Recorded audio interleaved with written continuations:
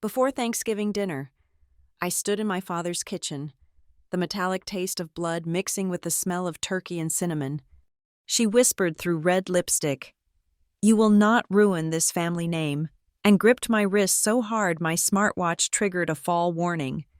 When I walked out, my father saw the bruise and only said one thing: "Don't embarrass the family." I smiled, opened my phone, and started the countdown to a dinner no one in Ashford Ridge would forget. My name is Riley Harrow. I am 33 years old, and I am a professional investigator of high-stakes fraud. I work for a small, specialized firm called Stonebridge Risk Labs, but my real education came from growing up in Ashford Ridge. Ashford Ridge is a picturesque fishbowl. It is a town built on old money, polished surfaces, and the silent, ironclad agreement to never, ever discuss the rot beneath the floorboards. Here, reputation is not just important, it is the only currency that matters, and the most valuable mint in town is the Harrow family name. My father, Grant Harrow, is the patriarch. He owns Grant's Table, the culinary heart of the town. It is a sprawling, beautiful restaurant with exposed brick and leather-bound menus, the kind of place where business deals are sealed with a handshake and a 20-year-old scotch. Grant's Table is the symbol of Harrow integrity. My stepmother, Valerie Harrow, is the town's conscience. She runs Harbor Hearts, the largest local charity foundation. She is beautiful, impossibly elegant, and spends her days organizing galas, cutting ribbons, and appearing in the social pages of the Ashford Gazette looking concerned and angelic. She is the public face of Harrow generosity. Between them, they have built an empire of goodwill.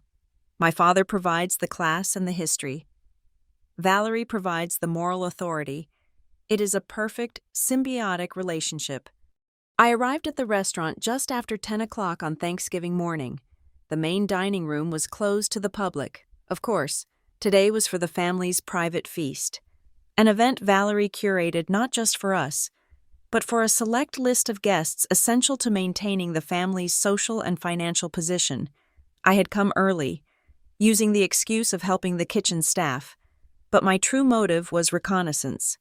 The small office off the main floor, where Valerie effectively ran both the restaurant's books and the foundation's operations, was usually kept locked. On a busy holiday, I gambled it would be open. I was right.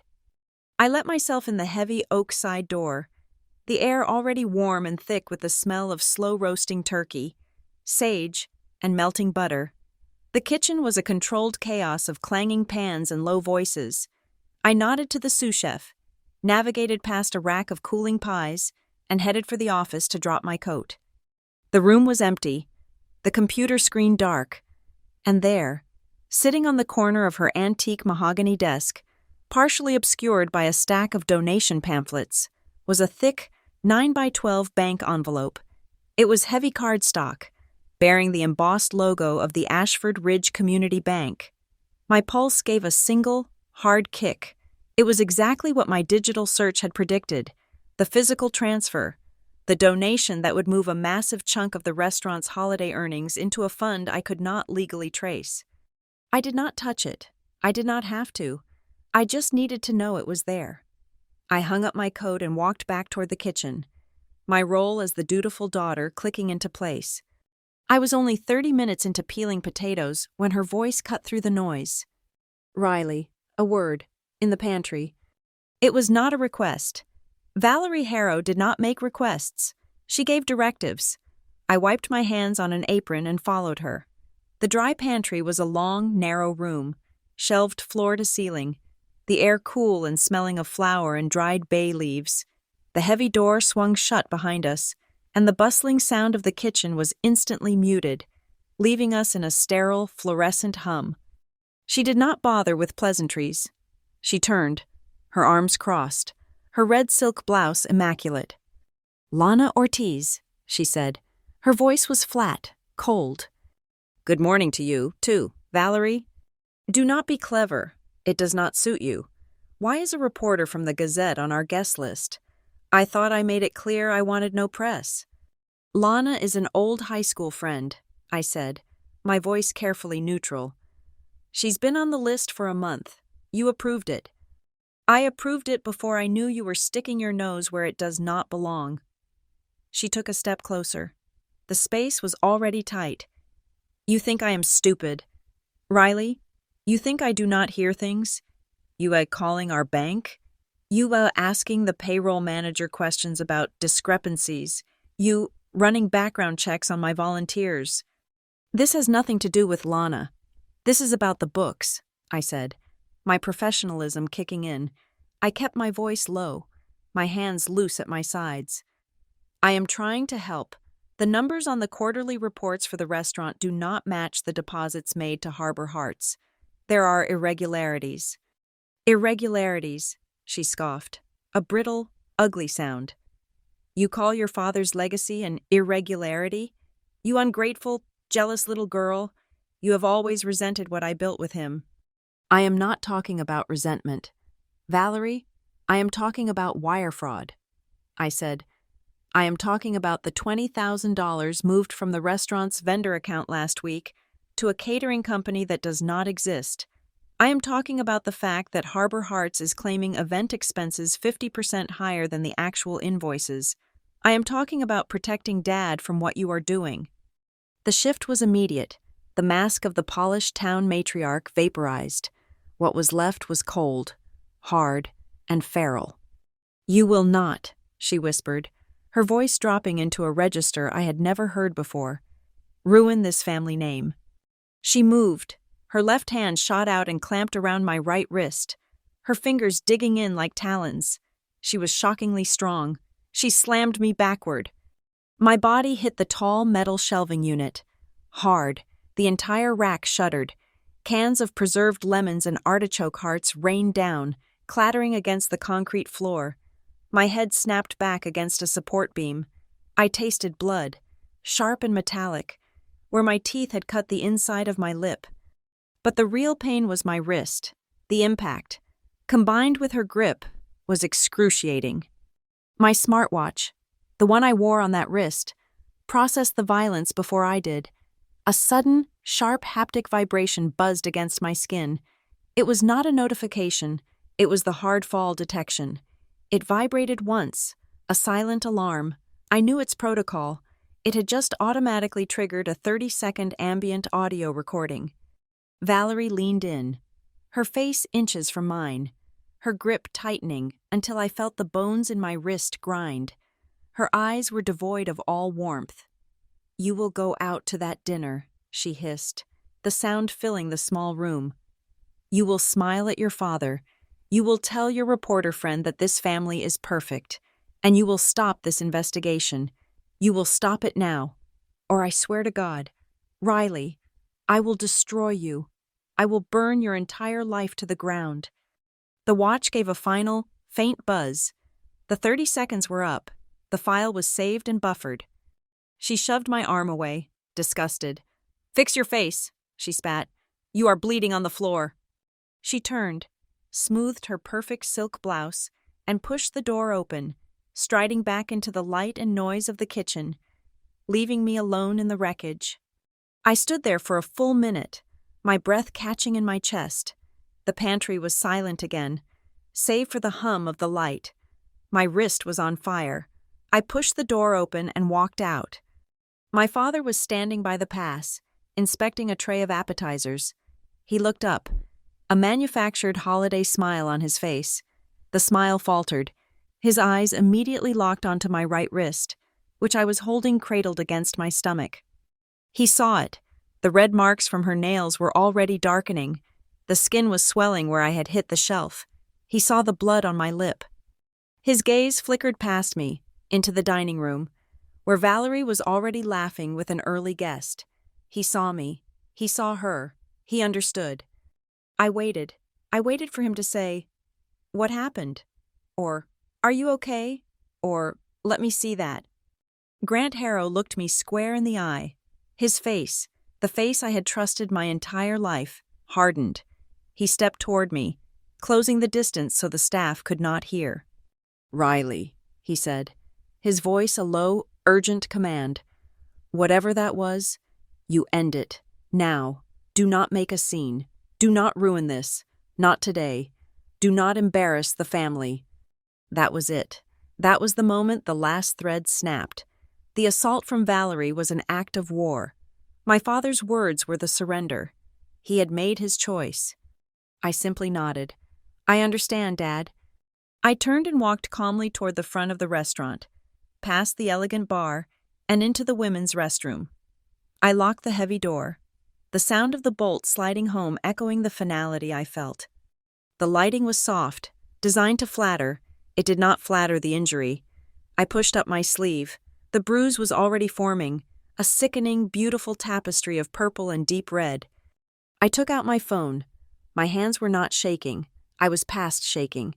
I opened the encrypted, secure access folder I had built for this case. I angled my wrist under the light. I took a picture. I took a second, closer picture. I took a third, showing my face, the cut on my lip, and the wrist in one frame. Evidence. I uploaded all three to the secure cloud. Then, I accessed my watch's health data, found the buffered audio file, and listened. Her voice, clear and cold. Stop this investigation. I will burn your entire life to the ground. I tagged the file Exhibit A and uploaded it. My training, my job, my entire life had been about finding the truth hidden in polite fictions, and the fiction of the Harrow family was finally, definitively, over. I opened my standard text messages. I sent one line to Owen Blake, my most trusted colleague at Stonebridge, the man who had been helping me build the financial case. Plan B is active. His reply was almost instantaneous. Acknowledged. The board is set. I looked at myself in the mirror. Plan A had been to show my father the evidence privately, to convince him to clean house, to save the family name. Plan B was what I did for a living. Plan B was a controlled demolition. I would not be leaving. I would not be hiding. The assault had changed the rules. The dinner was no longer a family gathering. It was a deposition, and all the guests were about to become material witnesses.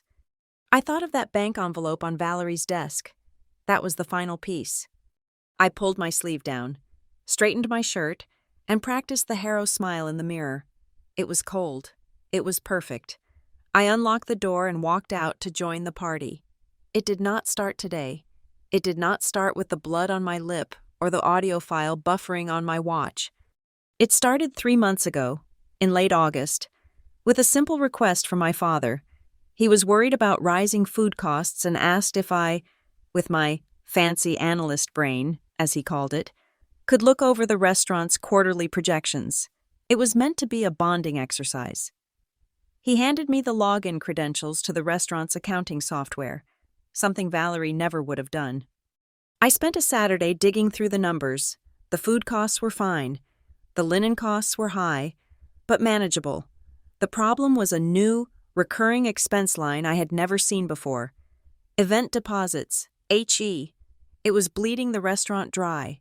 Tens of thousands of dollars. HE? I asked him over coffee.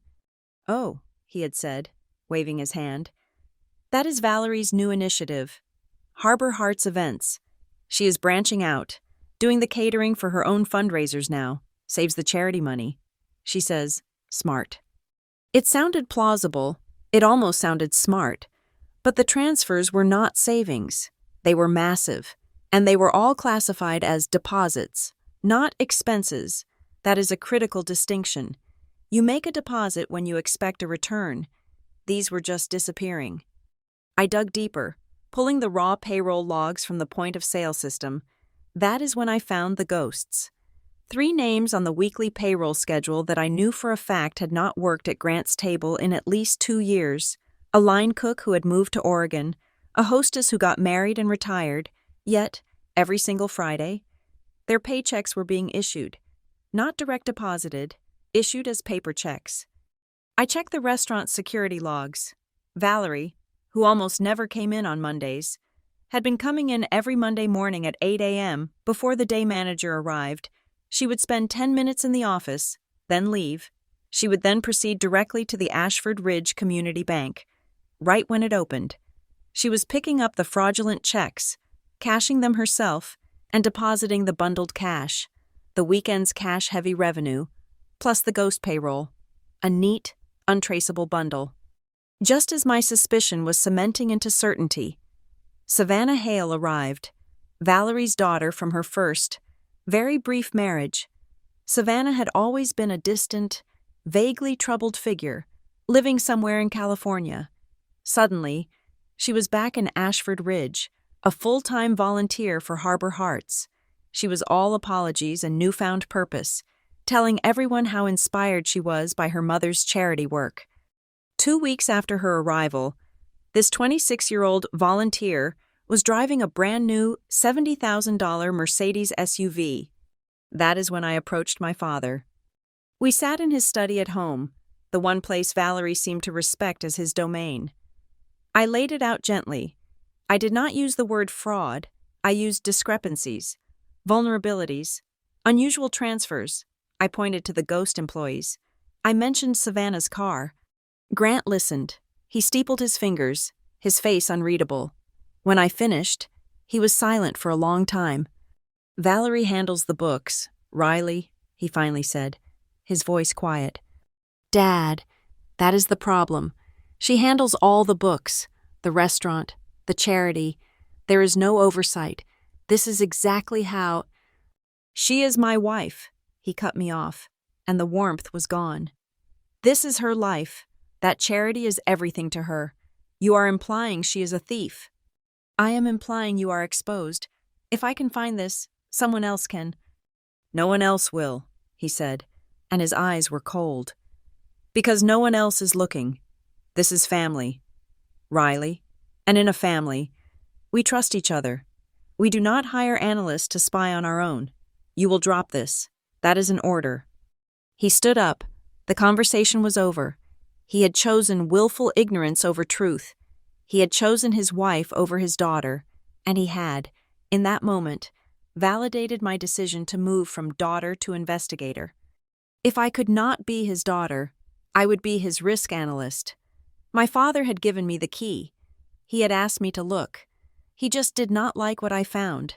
He had not, however, rescinded my login credentials. The next night, a Tuesday, I went to the restaurant after closing. I told the night manager I was checking a software patch on the point-of-sale terminals. It was a plausible lie. I sat in the dark office, the only light coming from the glowing screen. I plugged in my encrypted drive. It was a beautiful piece of hardware from Stonebridge, designed to mirror a target system without leaving a digital footprint. I copied everything: 5 years of payroll, every vendor invoice, every daily sales report, the complete transaction logs, all of it. But data was not enough. I needed intent. I needed to hear them talk. 2 weeks later, Valerie asked me to do a favor. "Grant is complaining about wine costs again." She had sighed over a family text. "Can you do that inventory thing you do? Your father trusts your numbers more than mine." It was a gift. I spent an entire Saturday in the office, ostensibly comparing invoices to the seller stock. While I worked, I identified the perfect spot. Under the lip of the heavy mahogany desk, just behind the modesty panel, was a small, flat metal support bracket. The audio recorder was no bigger than a quarter. I secured it with a strip of black gaffer's tape. It was voice-activated, high fidelity, and had a 30-day battery life. I walked out of that office with a spreadsheet detailing their Merlot stock and a live wire into their entire operation. Back in my apartment, with the data secure on my air-gapped laptop, I built the map. My job is not just finding numbers, it is telling their story. The story was this: Grant's table was the cash cow. Harbor Hearts Events was the first laundry cycle. Valerie would over-invoice the restaurant for catering services for charity events, moving tens of thousands of dollars of legitimate restaurant revenue into the events account. From there, the money did not go to the charity. It went to a second, more opaque entity, a shell corporation I found registered in Delaware, Vantage Circle LLC. The registration papers for Vantage Circle were filed 6 months ago. The registered agent was a generic firm, but the signatory, the managing member, I almost laughed. Savannah Hale. Valerie was laundering my father's money through a fake event company and dumping it into a shell corp controlled by her daughter. The ghost employee cash was just her pocket money. I needed external corroboration. I could not just use my own data. I took Mr. Davies, the treasurer from the big Presbyterian church downtown, out for coffee. He was on the Harbor Hearts Community Advisory Board. Valerie is a miracle worker, he told me, stirring his cream. Truly, we had a shortfall for the new roof fund, and just last month, she found a new donor, completely anonymous, dropped $50,000, just like that. She said it was an old family friend from New York who wanted no credit. A wire transfer? I asked. No, a cashier's check, from an LLC. Vantage, I think. Vantage Point? Something like that. Strange name, but God bless them. Vantage Circle. She was becoming arrogant. She was using the stolen money to buy more influence in town, painting herself as a rainmaker while my father's restaurant slowly bled out. And that brought me to today, to this dinner. I looked at the guest list again, my hands still throbbing from her assault. This was not just a Thanksgiving meal. It was the nexus. The bank president, who held the loan on Grant's table and the mortgage for the Harbor Hearts office, was sitting at the head table. Mr. Davies, the church treasurer, was saying grace. Lana Ortiz, the reporter I had invited, was watching everyone with a keen, analytical eye, and my father, the man whose name was the shield for the entire operation, was at the head of it all, preparing to give his toast. Valerie had brought all the pieces of her fraudulent world together in one room to celebrate her own success. She thought it was a victory lap. She did not realize it was an audit. I had tried to warn my father. I had tried to handle it inside the family. He had refused. He had told me to be silent. His order, combined with Valerie's violence, had untied my hands. I smoothed my sleeve over the bruise. I picked up a champagne flute. This was my one and only opportunity. The data was collected, the recorder was still active, and the witnesses were all assembled. The performance was about to begin. Stepping back into the main dining room was like surfacing for air. The low hum of polite conversation, the clinking of glasses, the warm, buttery light. It was a perfectly constructed stage, and Valerie was its director. I watched her for a moment. She was not just a host. She was a conductor, orchestrating the entire evening with the precision of a tyrant. She glided between tables, a hand lightly touching the shoulder of the bank president, a shared, private laugh with the pastor, but her eyes missed nothing. I saw her signal a waiter, her smile never faltering, and point almost imperceptibly at a water glass that was only half empty. The waiter, a young man named Leo, who I knew was working a double, flinched and hurried over. She was pushing the staff hard. I had heard in the kitchen they were scheduled until midnight, long past a normal holiday close. For a deep clean Valerie had mandated, it was a classic power play, keeping them overworked, exhausted, and slightly afraid, ensuring their silence and obedience. I was making my way toward Lana, who was deep in conversation with Mr. Davies, when a second, lighter presence intercepted me. "Riley, oh my God, are you okay?" It was Savannah. She was wearing a cream-colored dress that probably cost more than my monthly rent. Her blonde hair perfect. She gripped my arm, my good arm, with a show of intense, sisterly concern. "Mom was so worried," she whispered, pulling me just slightly out of earshot. "She said you had a little accident in the pantry? That you slipped? You look pale." This was the narrative, the cover story. I had slipped. My bruise was the result of my own clumsiness. "I am fine. Savannah, just clumsy," I murmured, playing my part. "Right. Well," she squeezed my arm, her smile tightening. "Look, I know you and Mom do not always see eye to eye. It must be hard for you. But this is Thanksgiving, and everyone is watching. It would mean a lot to Dad. And honestly, it would just clear the air if you maybe apologized, publicly, for the bad attitude in the kitchen, Mom said you were really stressed and snapped at her. She is willing to forgive and forget, but you need to meet her halfway. I stared at her. The audacity was breathtaking. Apologize, publicly, for being assaulted. I manufactured the most fragile smile I could manage. Oh, Savannah, I would never want to make a scene. I think you are right. I should smooth things over. Her face brightened. Really? That is so mature of you, Riley. Of course. In fact, I was just coming to find you. I brought you a little something. I reached into the oversized tote bag I had left on a chair near the entrance.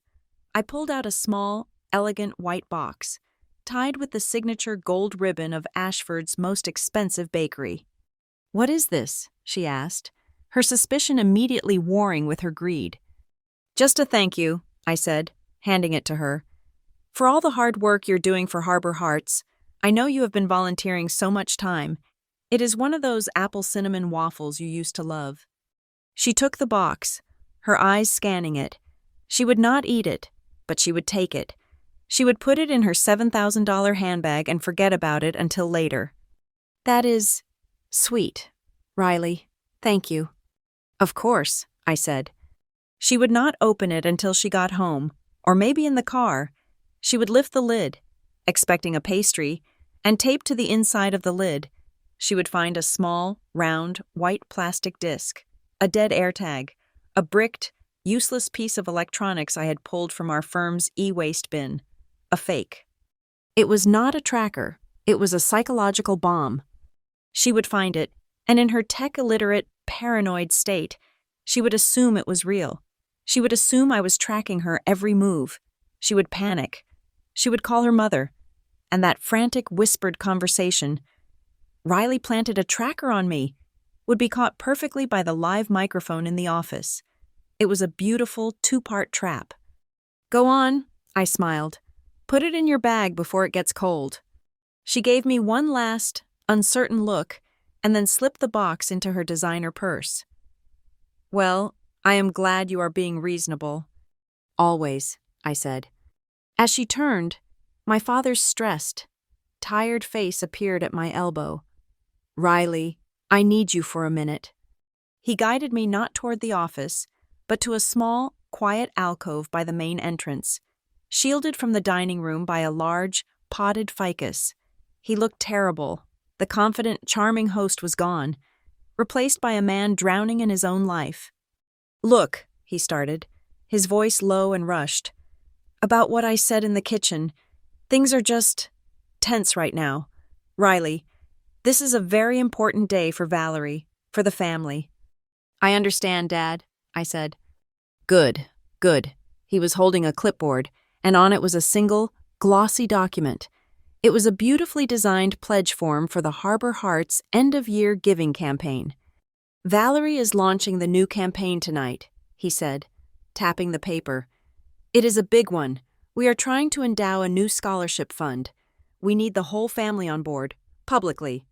He uncapped a pen and handed both to me. I just need your signature, right here. It is just a consent form, allowing the fund to use your name, your likeness, as a family sponsor for the campaign. It shows a united front. I took the pen, but I held the clipboard, and I read. My father sighed, impatient, but I read. My job had taught me one critical lesson. Never, ever sign a document you have not read, especially one handed to you by a compromised man. I scanned past the marketing fluff about legacy and community. I found the financials. Section 4, subsection B. Campaign coordinators, V. Harrow, S. Hale, are authorized to draw temporary event advances against projected campaign pledges, not to exceed 40% of the projected total, for the purposes of securing venues and talent. My blood went cold. It was a license to steal. It gave Valerie and Savannah legal permission to drain the accounts of money that had not even been raised yet. It was pre-approved wire fraud, a blank check to siphon off hundreds of thousands of dollars based on projections they themselves would invent. And at the bottom, in the space for the founder, was my father's signature. It was not a wet signature. It was a digital, copied and pasted image file. He had probably never even seen this draft. I had to get into that office. I had to get to that bank envelope. I looked up at him, feigning confusion. Wow, Dad, this is really official. But this copy is blurry. The printer must be low on ink or something. I pointed to the fine print. I cannot really make out the fine print here in Section 4. I just want to be careful, you know? I would feel better signing the original. I gave him the responsible daughter look. Where is it? In the office? I can just go grab a clean copy from the printer queue. It will only take a second. Relief washed over his face. I was not fighting him. I was complying. Oh, yes, good idea. Smart thinking. Of course, the office. Go right ahead. The door is unlocked. Be right back. I walked away. My steps measured. The moment I turned the corner into the short hallway leading to the office, my pace quickened. I did not run. I moved with purpose. I entered the office and locked the door behind me. The heavy tumblers sliding home sounded impossibly loud. The room was silent, dim. The bank envelope was sitting right where I had left it, a fat, white rectangle on the dark wood. Action 1. I took out my phone. I photographed the envelope, the embossed bank logo, the sealed flap, heavy with the wax stamp Valerie used, the slight rectangular bulge inside it, a cashier's check, or a stack of them. I uploaded the photos instantly to Owen's secure cloud drive. Action 2. I reached into my tote bag, which I had slung over my shoulder. I pulled out the camera. It was no bigger than a suit button, attached to a micro-thin fiber optic cable and a small battery pack. Placement. I scanned the room. I needed a clear, unobstructed view of her desk, her chair, and the computer monitor. My eyes landed on the bookshelf behind her chair. It was cluttered with tacky awards and heavy, unread books. I nestled the tiny lens between a heavy copy of The Joy of Cooking and a fake leather-bound volume of Don Quixote. It was perfect, a wide-angle, high-definition view of the entire workstation. Action 3. I powered it on. A tiny, pinprick-sized green light flashed once, then went dark. It was live streaming to a secure, internal IP address. Action 4. I sent a text to Owen. Gimbal is live. IP 192.16 8.B. Stream and record all. M in place. Action 5. I had to maintain my cover. I walked to the printer, woke it from sleep, and hit the print button on the document file I knew would be in the queue. The machine whirred to life, spitting out a fresh, clean copy of the fraudulent consent form. As I was pulling it from the tray, I heard the sound. A key, sliding into the lock. My heart hammered against my ribs, a single, painful beat. The lock clicked. The door opened. It was Valerie. She did not look surprised. She looked expectant. She had known I was in here. She had let Grant send me, knowing I would come. This was the real meeting. The pantry was the appetizer. This was the main course. Looking for something, Riley? Her voice was perfectly calm, smooth as silk. The hissing predator from the kitchen was gone. This was Valerie, the CEO. I held up the paper from the printer, my hand remarkably steady. Just getting a clean copy of this, Dad's printer was smudging. She smiled, a slow, cold smile that did not reach her eyes. She walked past me, the scent of her expensive perfume filling the small space. She sat down in her chair, directly in the camera's line of sight. She owned this room. She owned this restaurant. We need to talk, she said, folding her hands on the desk.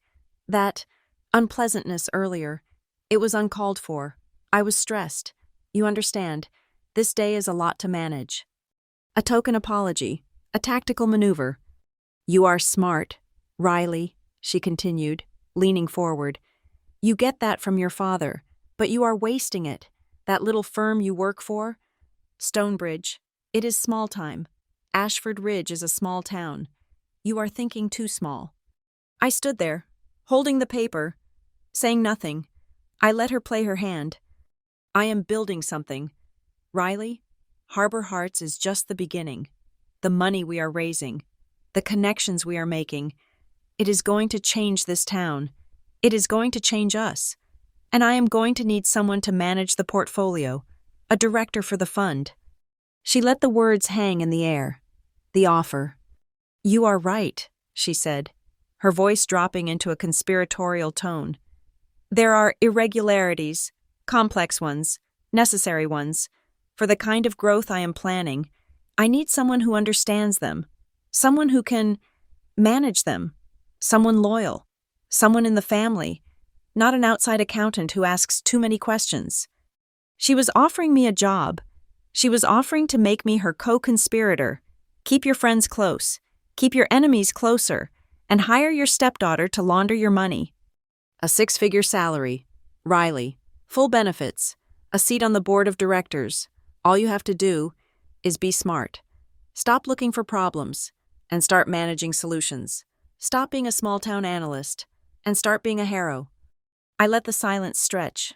I let her watch me. I looked at the fraudulent paper in my hand. I looked at her, sitting there, confident, in control, framed perfectly for Owen's recording. A management position? I asked, my voice barely a whisper.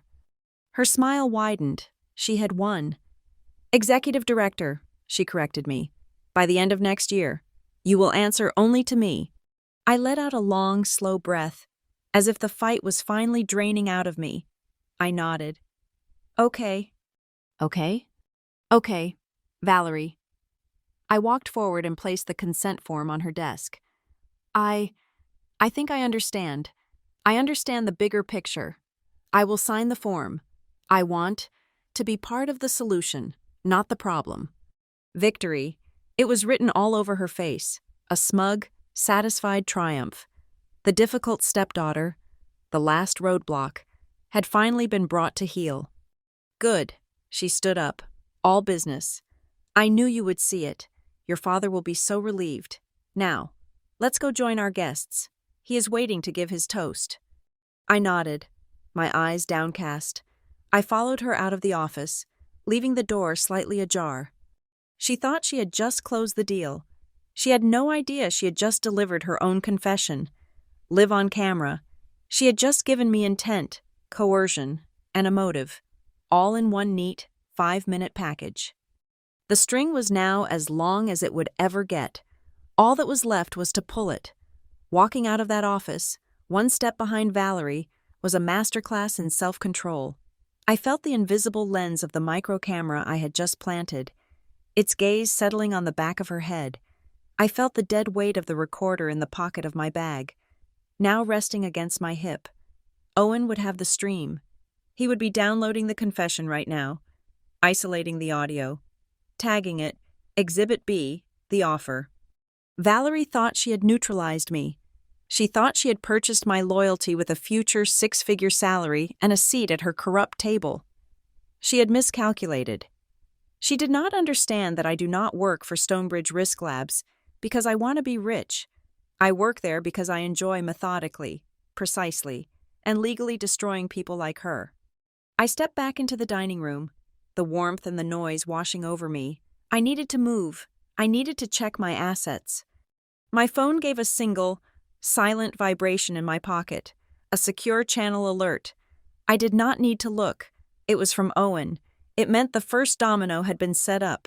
He had spent the last week drafting the litigation hold and evidence preservation notice. It was a dense, terrifyingly formal letter addressed to the Legal Compliance Department of the Ashford Ridge Community Bank. It cited specific state and federal statutes regarding financial malfeasance and the fiduciary duty of a bank. It demanded they immediately freeze and preserve all records, communications, and transfer logs associated with Grant's Table, Harbor Hearts, HHE, and Vantage Circle LLC. Owen's message meant the letter was complete, addressed, and loaded into an email scheduler. The moment I gave the final word, that letter would land in the bank president's inbox, the same bank president who was currently 10 feet away from me, laughing at one of my father's anecdotes. I needed more. I needed the ambient noise. I saw him. Mr. Henderson, the bank president. I walked toward him, my reconciled daughter's smile firmly in place. Mr. Henderson. So good to see you again. Valerie has been telling us all about the bank's support for the new scholarship. Riley, my goodness, he boomed, taking my hand. We are thrilled to support it. Your mother is a force of nature. She certainly is, I said, my voice warm. As he held my right hand, I used my left to discreetly reach across to my watch. My sleeve covered the motion. My thumb and forefinger found the crown and the side button. I gave them a specific, practice double tap. It was an emergency SOS feature I had modified. Instead of calling 911, it activated a high sensitivity, rolling 5-minute audio recorder. It was designed to capture audio during a crisis. I was simply redefining the word crisis. In 5 minutes, it would save the file and stop, awaiting another double tap. It was perfect for capturing the casual, incriminating boasts of a cocktail hour. With the audio rolling, I leaned in.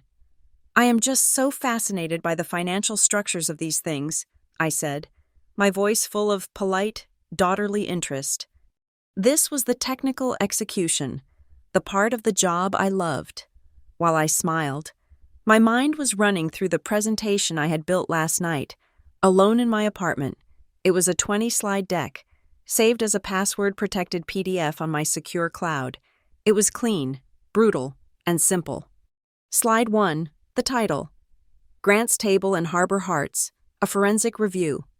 Slide 2, the flow chart. A simple diagram, a box labeled Grants Table Revenue with an arrow pointing to Harbor Hearts Events. A second, thicker arrow from that box to Vantage Circle LLC, and from Vantage, 2 smaller arrows, one labeled S. Hale Personal Account and another labeled Offshore Accounts, Unverified. Slide 3, the Ghost Payroll. A screenshot of the restaurant's payroll log, with the 3 names, the line cook, the hostess, highlighted in red. Beside it, copies of the cashed checks, every single one endorsed on the back in Valerie's looping, arrogant signature. Slide 4, the fake vendor. A copy of a $20,000 invoice from Apex Catering Solutions, a company with no business license, no health department record, and an address that traced back to a UPS store mailbox. Beside it, the bank transfer confirmation. The rest of the deck was just more of the same, more invoices, more transfers, more proof. It was an executioner's document, dressed in a corporate font. I smiled at Mr. Henderson and excused myself. I needed to think about the next layer, the law. I had an asset there. 2. Deputy Sheriff Marisol Vega. Marisol had been a regular at Grant's table back when she was a beat cop. Long before Valerie, she had always tipped well and had a particular fondness for my father's creme brulee.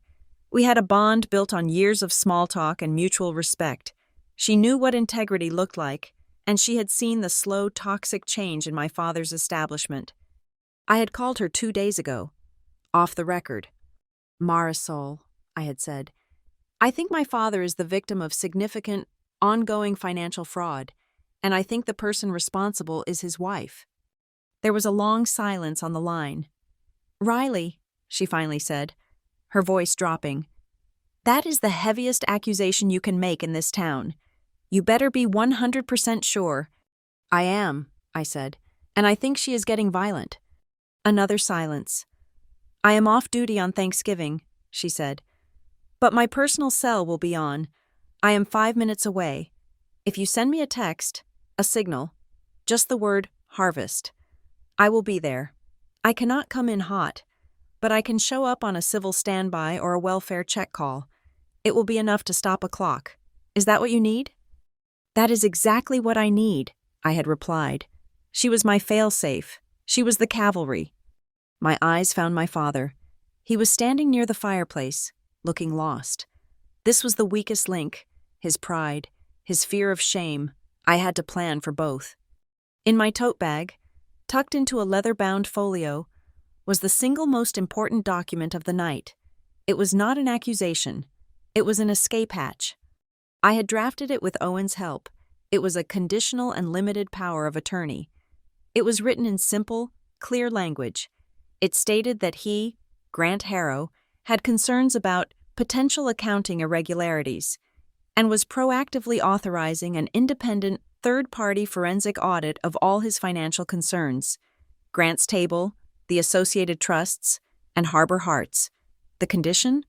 The audit would only be triggered if a preliminary review, conducted by me, found a discrepancy greater than 10% between reported revenue and actual deposits. It was his get-out-of-jail-free card. If he signed it, he was no longer a co-conspirator. He was a victim. The proactive CEO cleaning his own house. It gave him cover. My entire plan hinged on his answer. Scenario A.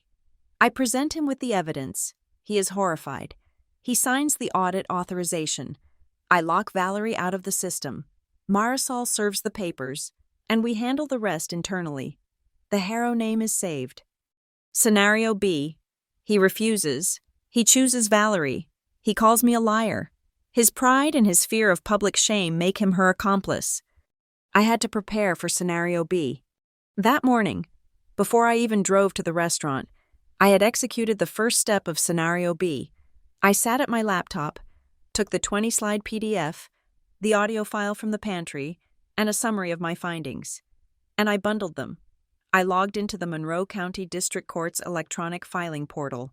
I filed the bundle not as a lawsuit, but as a preservation of evidence petition, a formal notice to the court that a crime was in progress. It was logged, received, and electronically time-stamped. November 25th, 9:04 a.m.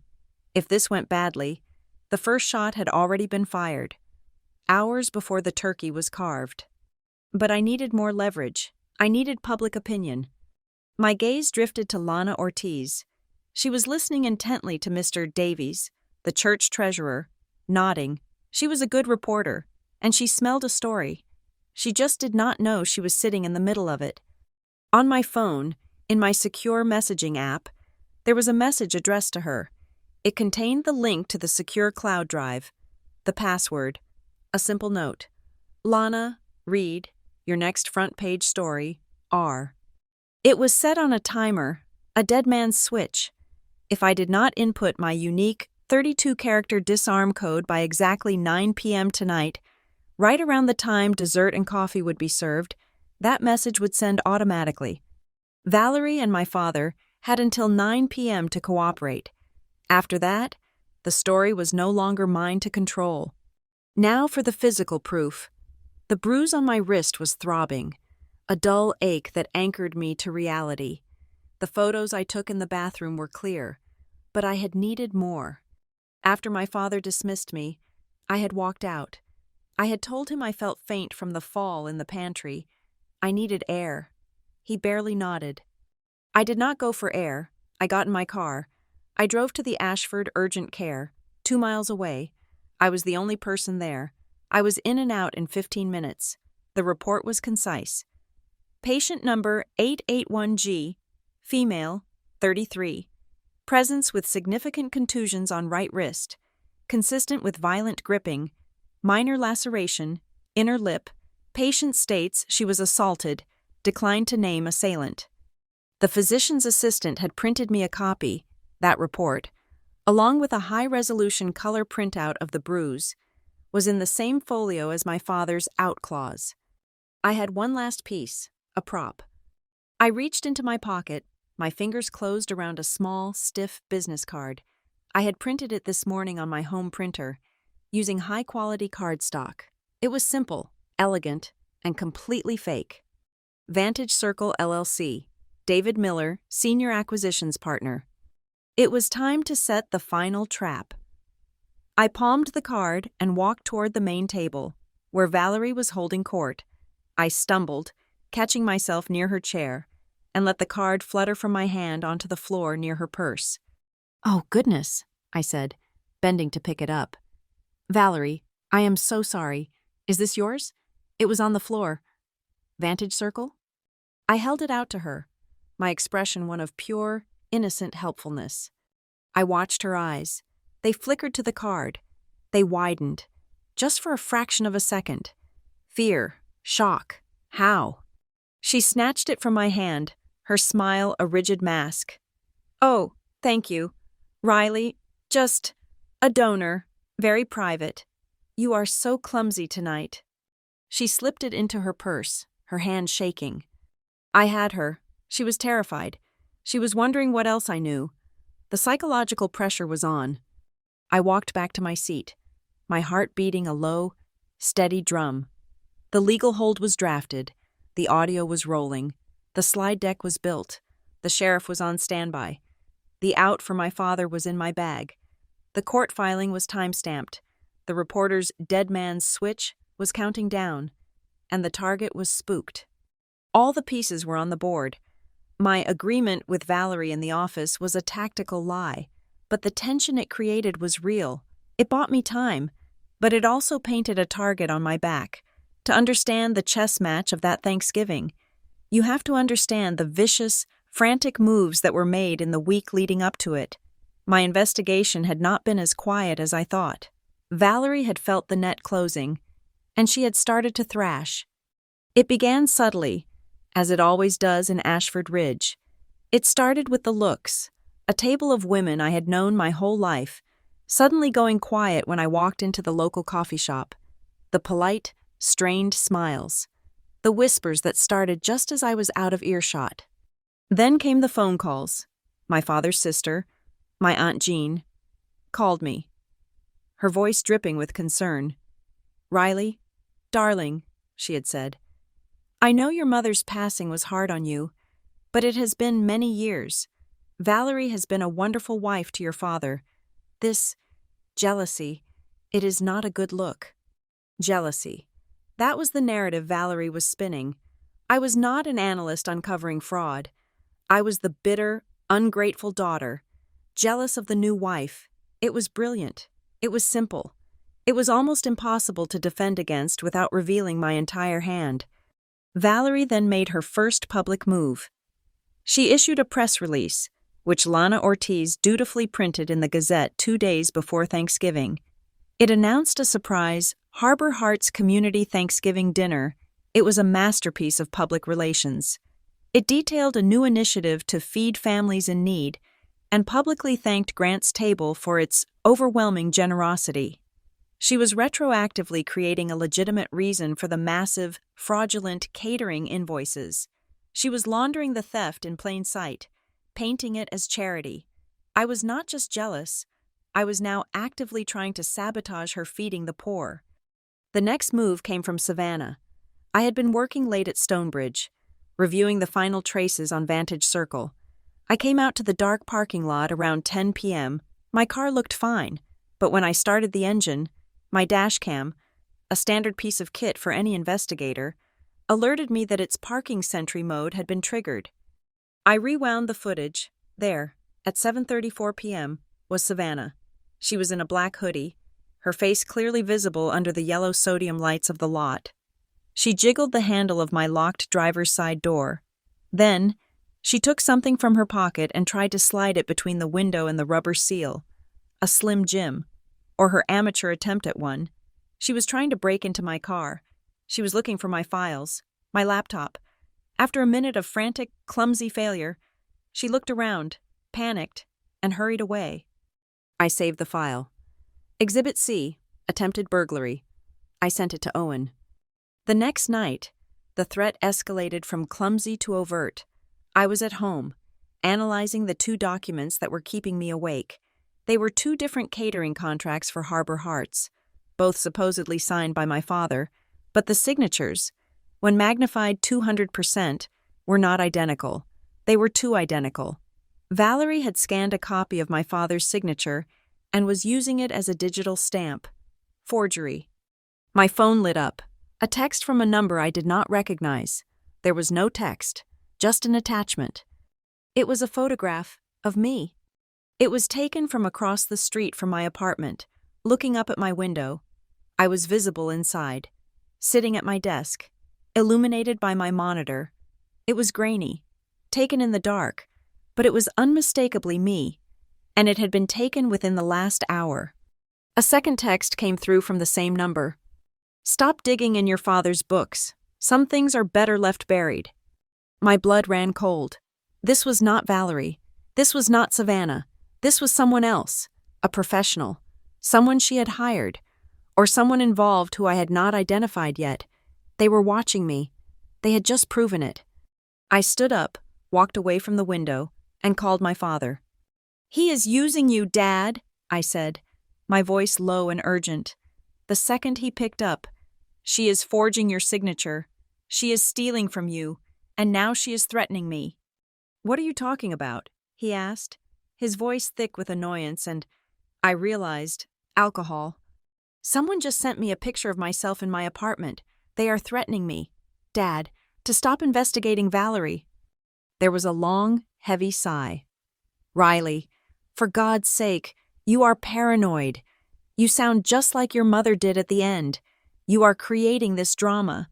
You are the one digging. You are the one making everyone crazy. Valerie is trying to hold this family, this business, together, and you are like ice. You are cold. Riley, you just want to tear it all down because you cannot stand to see me happy." His words hit me harder than Valerie's hand. "Family is supposed to be first," he slurred, his voice rising. "Family above everything. You do not do this to your own. You are breaking my heart. Riley, you are breaking this family." He hung up. I stood in the dark of my living room, the phone silent in my hand. He had made his choice. He had chosen the lie. He would not protect me. He would not even listen. He was a lost cause, an accomplice to his own destruction. That was the moment I finalized the plan for Thanksgiving. That was when I contacted Marisol.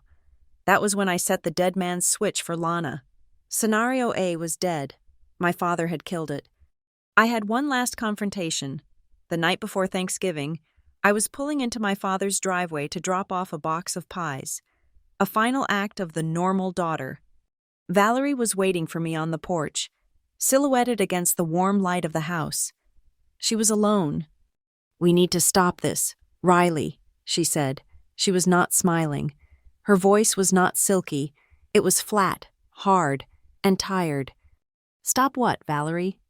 "This, you, me, this war. It is bad for Grant. He is not sleeping. He is drinking too much. It is killing him." "Then tell him the truth," I said. She actually laughed, a short, sharp bark. "The truth?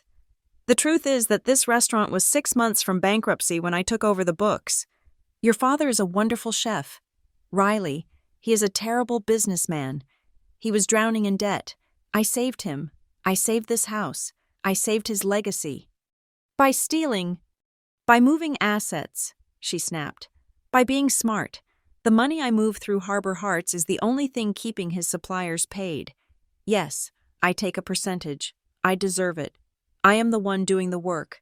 I am the one protecting him from his own incompetence." It was a stunning confession, and she was delivering it right here on the dark porch, where there were no microphones. "He does not need to know the details," she said, her voice softening. She was making one last attempt. "And neither do you. I just need you to stop. Go back to your little job. Let me handle the family." "No," I said. She stared at me. "I see." She reached into the pocket of her expensive coat. She pulled out a thick white envelope, not a bank envelope, a personal one. "You are just like me, then," she said, a new, cynical respect in her voice. "You do not care about truth. You just want to be paid. Fine. What is your price?" She held out the envelope. "There is $20,000 in here, in cash, a consulting fee. For all the helpful advice you have given me, take it, and go on a long vacation. Be back for Christmas. By then, this will all be over. We can be a family." A bribe, a final, desperate, stupid move. I looked at the envelope. I looked at her. If I refused, she would know it was war. If I took it, she would think she had won. But I was thinking about something else. Her fingerprints. I slowly reached out and took the envelope from her hand. I felt the crisp edges, the thickness of the bundled cash. "You should have led with this, Valerie," I said, my voice shaking with a tremor I did not have to fake. "It would have saved us both a lot of trouble." I clutched it to my chest. I I will think about it. There is nothing to think about, she said, her tone victorious. She had bought me. She had found my price. I will see you tomorrow, 10 a.m. Do not be late, and try to look happy. She turned and went back inside, leaving me on the porch, holding her bribe. I did not go home. I drove to a prearranged spot, a quiet, dark street behind the public library. A car was already there, engine off, lights out. I walked up to the driver's window. Deputy Sheriff Marisol Vega rolled it down. You look like you have seen a ghost, Riley, she said quietly. I feel like I just met the devil. I was holding the cash envelope in a plastic grocery bag I had grabbed from my car, to preserve the prints. She just gave me this. Marisol did not look surprised. She put on a pair of nitrile gloves, took the plastic bag from me, and opened it. She looked inside at the stacks of hundreds. 20 grand? That is what she said. Okay. She pulled out a large, official-looking temporary evidence bag. She dropped the white envelope, still inside my plastic bag, into the evidence bag. She peeled off the adhesive strip and sealed it. This is a formal step, Riley, she said, her voice serious. This is not a family squabble anymore. This is a felony bribe. Once I log this, a file is open. It does not get closed until a prosecutor says so. You understand? I understand, I said. She assaulted me. Marisol, earlier today, in the kitchen. She threatened me. I have the audio. Marisol's face hardened. I see. She filled out the chain of custody tag on the evidence bag. She tore off the carbon paper receipt and handed it to me. This is your copy, she said. It proves you turned this over voluntarily. The moment you received it, it makes you a cooperating witness, not a co-conspirator. Do not lose it. I took the small, flimsy piece of paper. It felt heavier than the $20,000 in cash. Happy Thanksgiving, Marisol, I said. You too, Riley. Be safe tomorrow, and send that harvest text if you need me. I will be ready. I drove home. The dashcam footage of Savannah, the text threat from the stranger, the forgery on the contracts, and now, the receipt for a $20,000 bribe all warring in my head. My father was right about one thing. Family was supposed to be first. He just had no idea what that really meant. My confrontation with Valerie on the porch, handing over her $20,000 bribe to Marisol, had been the final move of the night. But the night was not over. I went home, but I did not sleep. I sat at my desk, the receipt from Marisol lying next to my keyboard, a flimsy, powerful piece of paper. The house was quiet. The rest of Ashford Ridge was asleep, preparing for the holiday. I was preparing for war. My investigation had been focused on two primary streams of fraud: the ghost payroll and the Vantage Circle Shell Company. But the text message I had received, the picture of me in my window, had unsettled me. It implied a layer I had not yet seen. It meant she had resources beyond Savannah. It meant the money was flowing faster than I had calculated. I opened my laptop. I did not bother with the restaurant's books. I had that data. I went wider. I started searching for public-facing assets. I searched for Grant Harrow. Of course, the restaurant and the charity came up, but then I found something else, buried on the third page of a search, a simple, one-page website. The Grant H. Scholarship Fund. My blood chilled. I had never heard of it. The site was amateurish, built on a cheap template. It used an old, smiling photo of my father, one I recognized from a Gazette article years ago.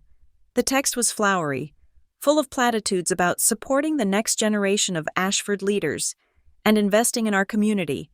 It listed a mailing address, the same UPS store mailbox as Apex Catering and Vantage Circle. Then I saw the contact information.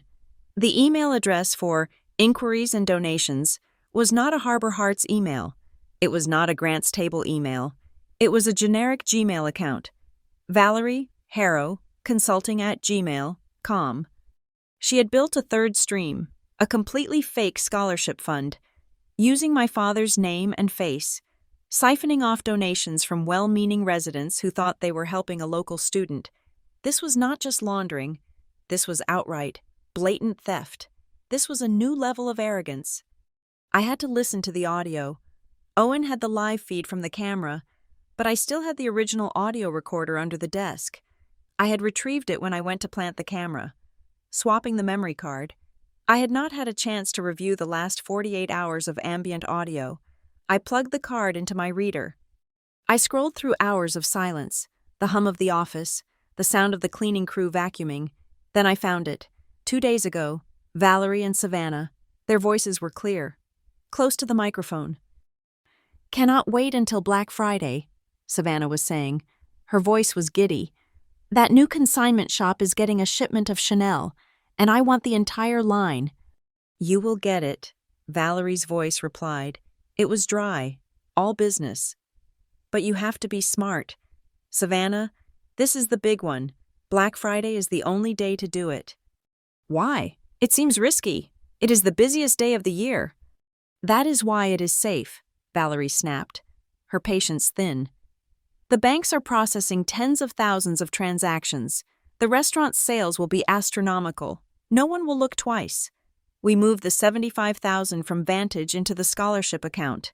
We split it 3 ways: you, me, and the offshore reserve.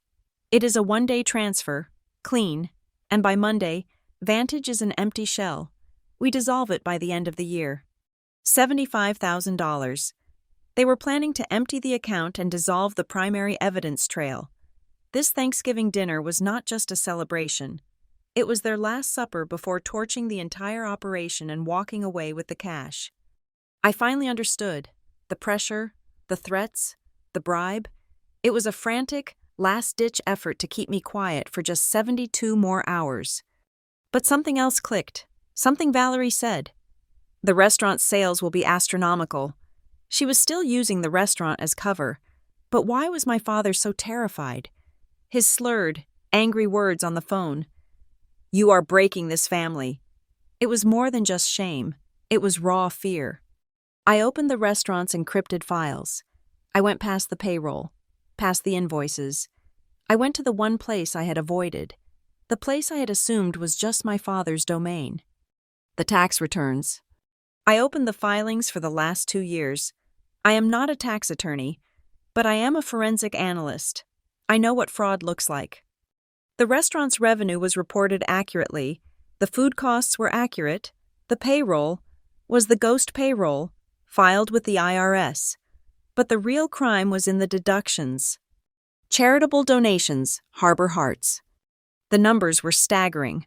According to these filings, Grant's Table had donated nearly 50% of its net revenue to Harbor Hearts. It was an amount so large, so disproportionate, it was absurd. It was the exact amount of the fake invoices. Valerie was not just stealing from the restaurant. She was using the theft as a massive, fraudulent tax write-off. She was defrauding her husband and the United States government in one clean, efficient loop. I scrolled to the bottom of the form. Page 2. The signature line. I was expecting to see the scanned, pixelated copy of my father's signature, the one she had used on the catering contracts. It was not there. It was his real signature. Wet ink. I recognized the way he pressed down on the G, the sharp, definitive upward stroke of the T. He had signed it.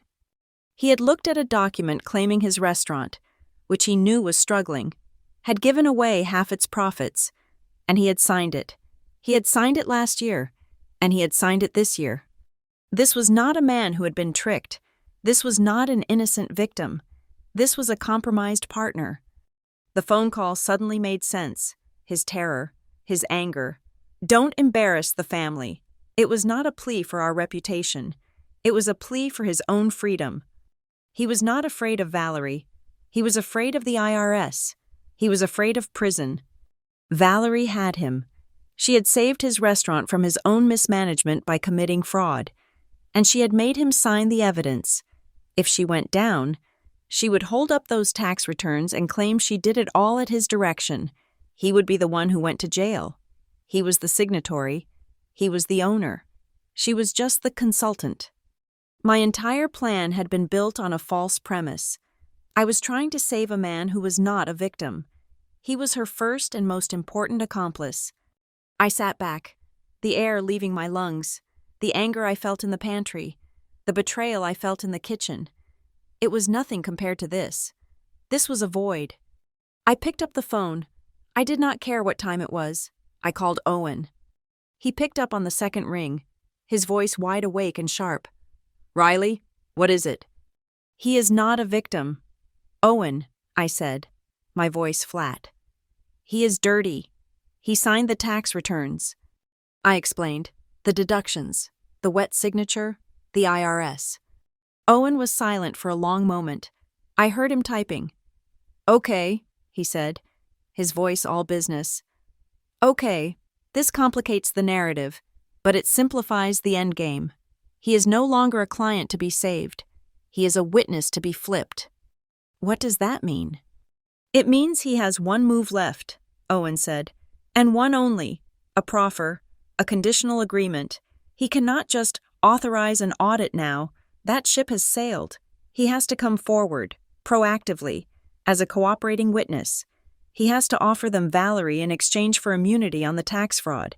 He has to give them the whole operation, Vantage, the scholarship, the bribe, the forgery, everything. And he has to do it first." "If he does not?" "If he does not," Owen said grimly, "he will be the primary defendant. Valerie will walk. She will testify that she was just following his orders, that he was the one pressuring her to save the restaurant by any means necessary, and they will believe her." My stomach turned. "Riley," Owen said, his voice softening, "that document you drafted, the audit authorization, that is his proffer. That is his one shot.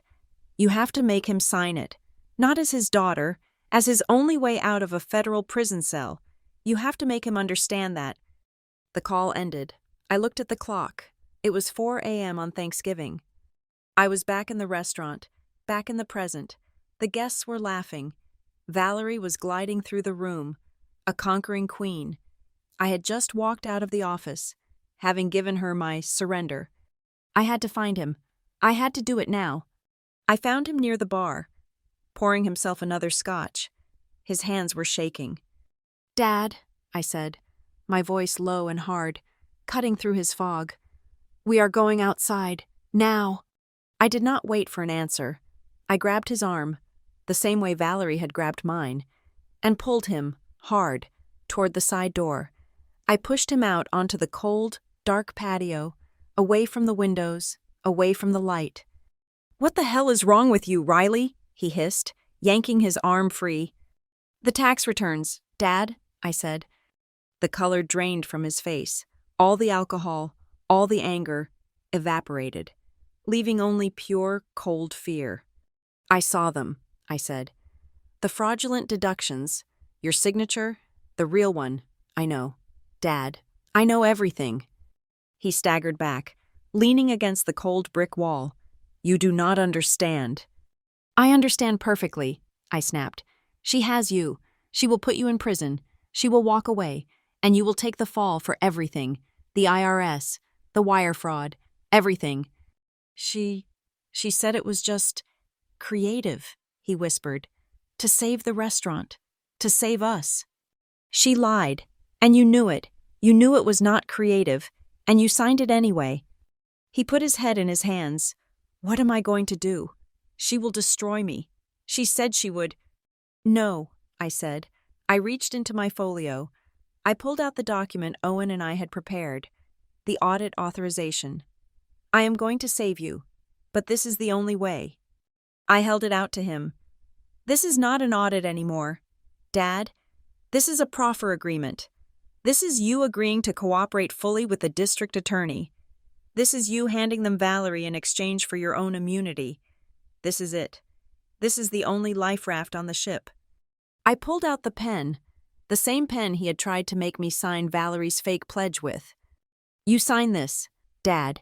You sign this right now, and Owen can protect you. You hesitate, and I walk, and you go down with her. Choose." He looked at the paper. He looked at me, his eyes wide with terror. He was cornered. "Riley," he whispered, the words catching in his throat. "Please, do not do this. Do not embarrass the family." "The family is a fraud," I said, my voice breaking with a coldness that scared even me. "The family is about to be an indictment. This is not about embarrassment anymore. This is about survival. Sign the paper." I pushed the pen into his hand. He took it. His whole body was shaking. He looked at the document. He looked at the signature line at the bottom. I watched him. This was the moment, the rest of my life, the rest of his, balanced on the tip of this pen. He put the pen to the paper. He wrote his name, Grant. His hand was spidery, weak. He started the H for Harrow, and then he stopped. The pen hovered over the paper, a droplet of ink forming at the tip. He was breathing in short, shallow gasps, across the patio, through the glass. He could see Valerie. She was laughing, raising her glass in a toast to someone. He looked at her. He looked at me. "I cannot," he whispered. He dropped the pen. It clattered on the stone patio. He did not sign. He did not refuse. He just stopped, paralyzed by fear, by her, by his own weakness. I looked down at the paper. The signature line was a mockery. Grant H. A half-signature, an incomplete betrayal. It was not the proffer agreement I needed. It was not his cooperation. But it was evidence. It was proof of duress. It was the signature of a man under unbearable pressure. I picked up the pen. I picked up the document. I folded it carefully and put it back in my folio. "Okay, Dad," I said, my voice empty. He had failed. He had failed himself. He had failed me for the last time. "Go back inside," I said. "Go enjoy your dinner." He stumbled past me, a ghost in a tuxedo, walking back to his own execution. I stood in the cold. I had my answer. He would not be saved. Which meant none of them would be. I slid the heavy glass door of the patio shut. The sound was swallowed by the manufactured warmth of the dining room, the low hum of conversation, the clink of silver on porcelain. My father, his face a bloodless shade of gray, had already navigated his way back to his chair at the head of the table. He looked like a man who had just seen his own coffin. Valerie, oblivious and energized by her role as the night's benevolent queen, was standing near the large flat-screen television mounted on the far wall. The room was a performance of her design.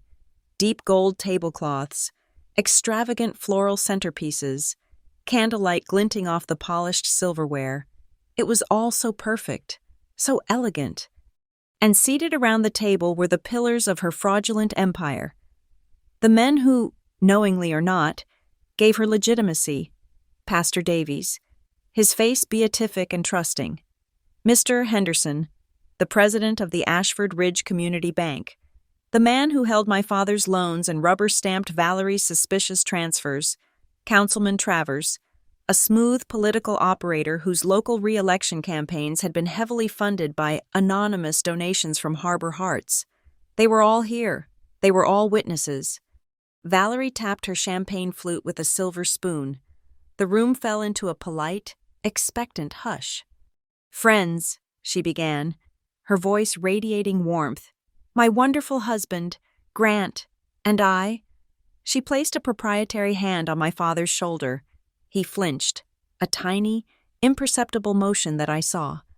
"We are so blessed, blessed to have this business, blessed to live in this community, and blessed to have all of you here, sharing this night with us." She was magnificent. Her performance was flawless. "This time of year," she continued, "is not just about what we have, it is about what we give." She gestured to the large television, and a video began to play. It was the new Harbor Hearts promotional spot. It was slick, offensive in its calculated sentimentality. A mournful piano soundtrack played over soft focus footage of children on swings and concerned-looking seniors sitting on park benches.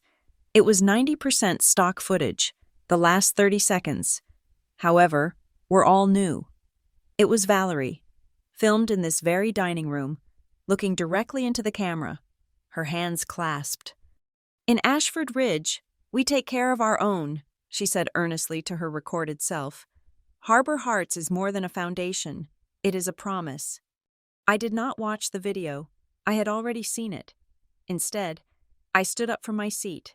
I was now operating on a cold, clear layer of professional focus. I picked up a silver water pitcher. More water, Pastor? I murmured. Oh, thank you, Riley. What a wonderful girl.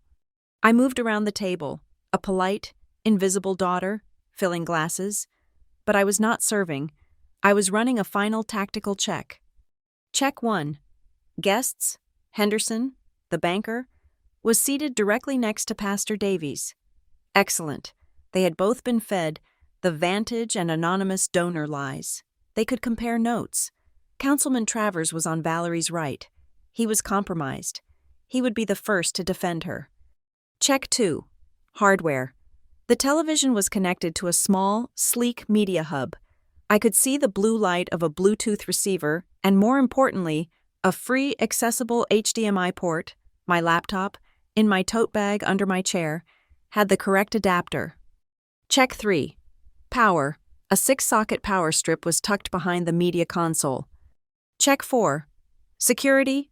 The restaurant's own dome security cameras. The ones in the corners of the ceiling were dark. Their tiny green power lights were off. I saw that small, circular pieces of black electrical tape had been placed over the lenses. Valerie's idea, no doubt, for the privacy of her important guests. A catastrophic, arrogant mistake. It meant my hidden camera in the office was the only one recording tonight. I was pouring water for the councilman's wife when I heard Savannah. Her voice, high and giddy, cut through the piano music. I am just so exhausted, she gushed, speaking to Mrs. Travers. Mom and I have been working nonstop. We are planning a 2-week trip to Europe in January, just to recover. Oh, Savannah, how wonderful, Mrs. Travers cooed. Where are you going?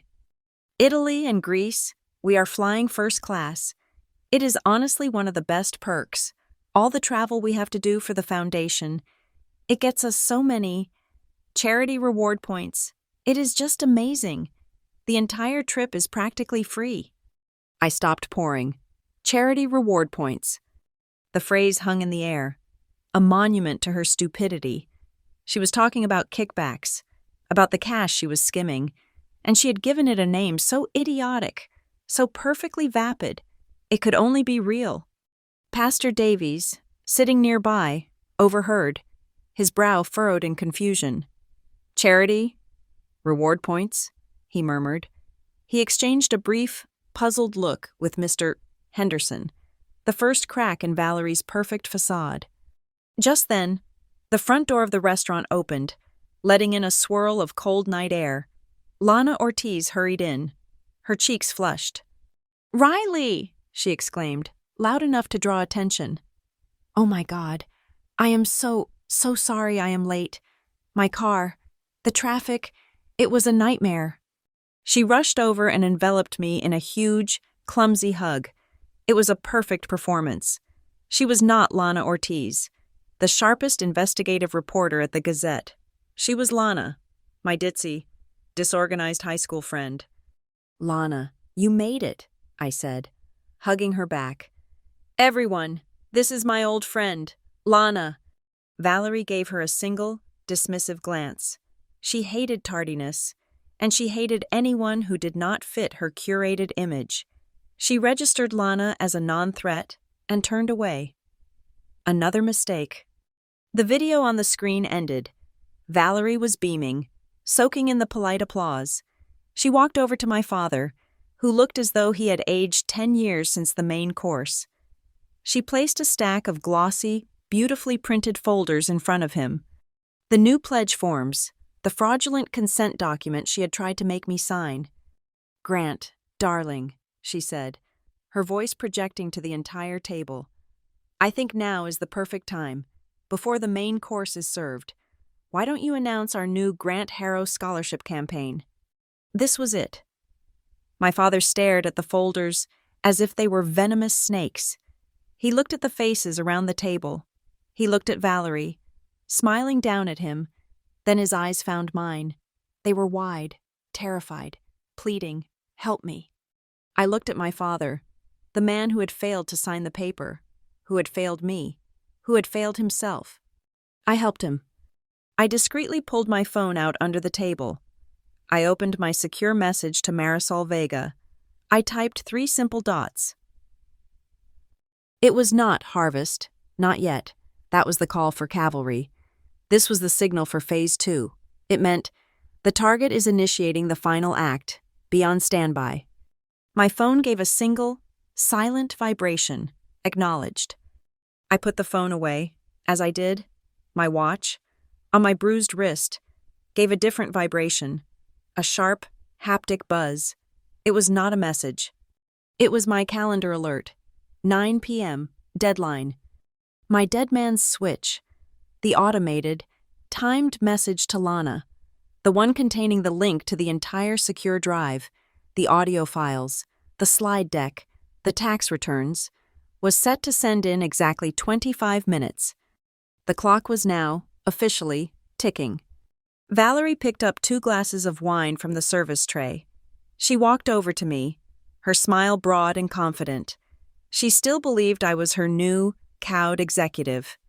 "Riley, darling," she said, her voice low and conspiratorial. "A toast. To us. To a new, more productive relationship. I am so glad we had our talk." She held one of the glasses out to me, a peace offering, a cup of victory. I looked at the dark red wine. I thought of her hand on my wrist. I thought of the bribe. I would sooner drink acid. But I had to play the part. 1 second longer. I took the glass from her. "To the family, Valerie." Her smile was triumphant. "To the family."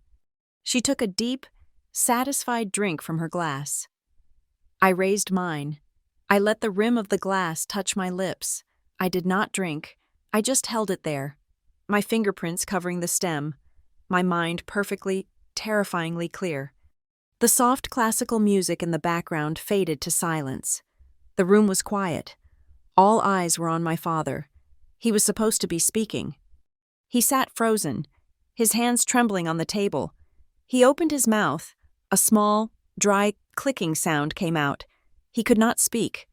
Valerie's smile faltered, turning into a mask of irritation. "Grant?" she prompted, her voice tight. He looked at me again, his eyes screaming. I set my undrunk wine glass down on the table with a quiet, definitive click. I stood up. "Actually, Dad," I said. My voice was calm, clear, and loud, cutting through the silence of the room. "Before you do that, I was hoping I could say something." Every head at the table turned toward me. Valerie's eyes narrowed into slits. This was not her script. "Riley," she began, her voice a low, dangerous warning. "This is not the time." "It will only take 5 minutes," I said, my gaze sweeping past her, making brief, solid eye contact with every guest, with Henderson, with Davies, with Travers. "It is Thanksgiving. I wanted to express my gratitude, for my family, for this town, for everything my father has built. 5 minutes, as a daughter of this house." I had her.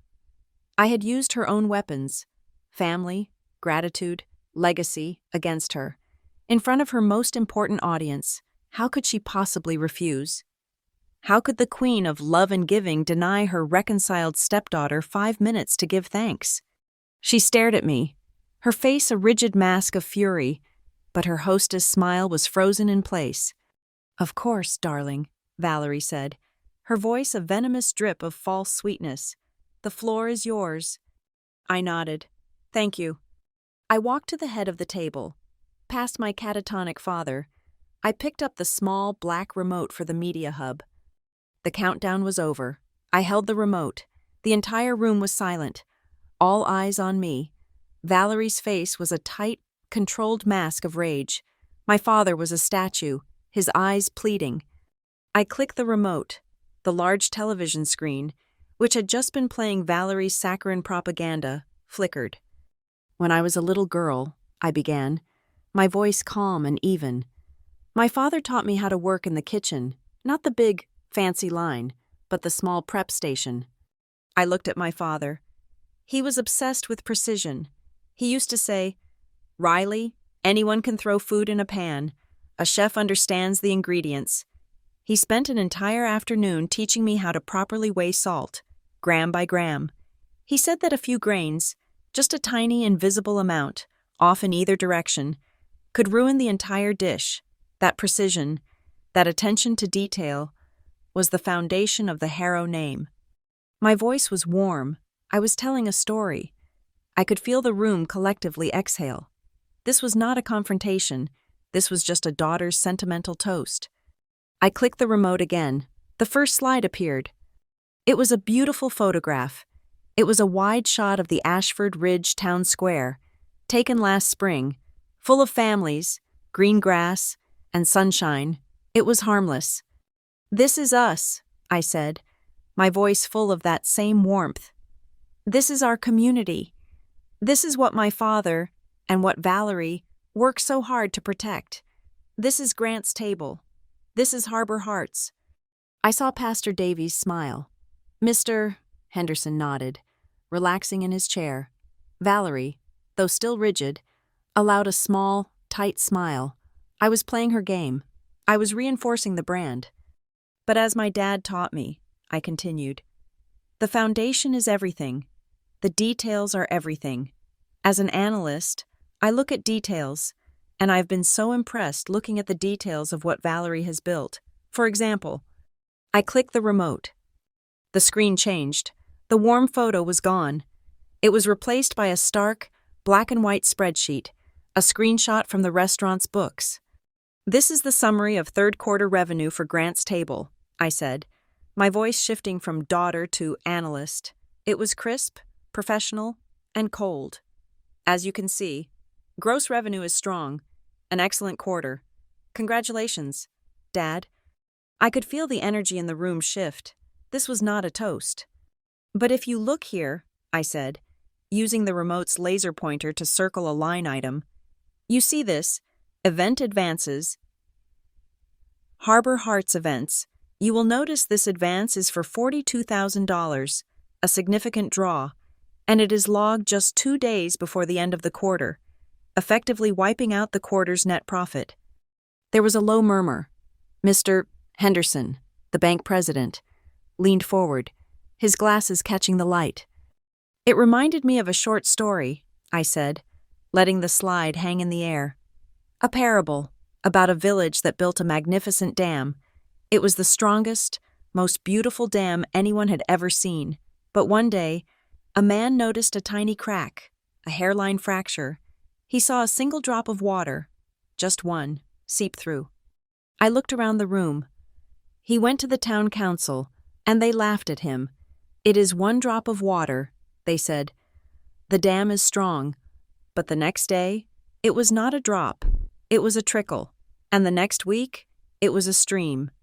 And by the time the council finally agreed to look, the stream had become a torrent, and the hairline fracture had become a structural failure. They had built a beautiful dam, but they forgot to check the foundation. Someone, I think it was Councilman Travers, gave a short, nervous laugh. Valerie did not laugh. "This," I said, "is the trickle." I clicked the remote. The spreadsheet was gone. In its place was a flowchart, my flowchart, the one I had built at 2 a.m. It was simple. It was brutal.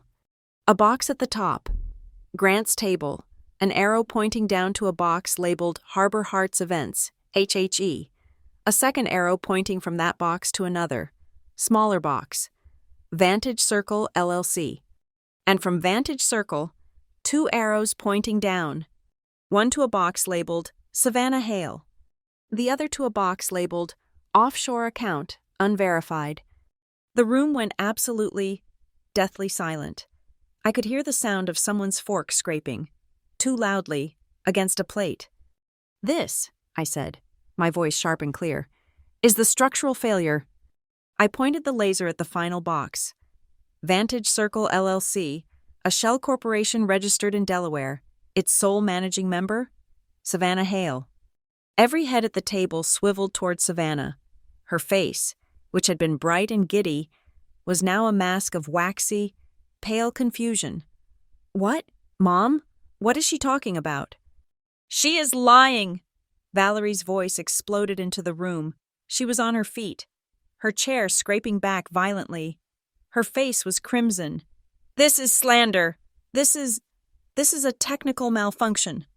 "She is talking about the $75,000 you were planning to move on Black Friday," I said, my voice never rising.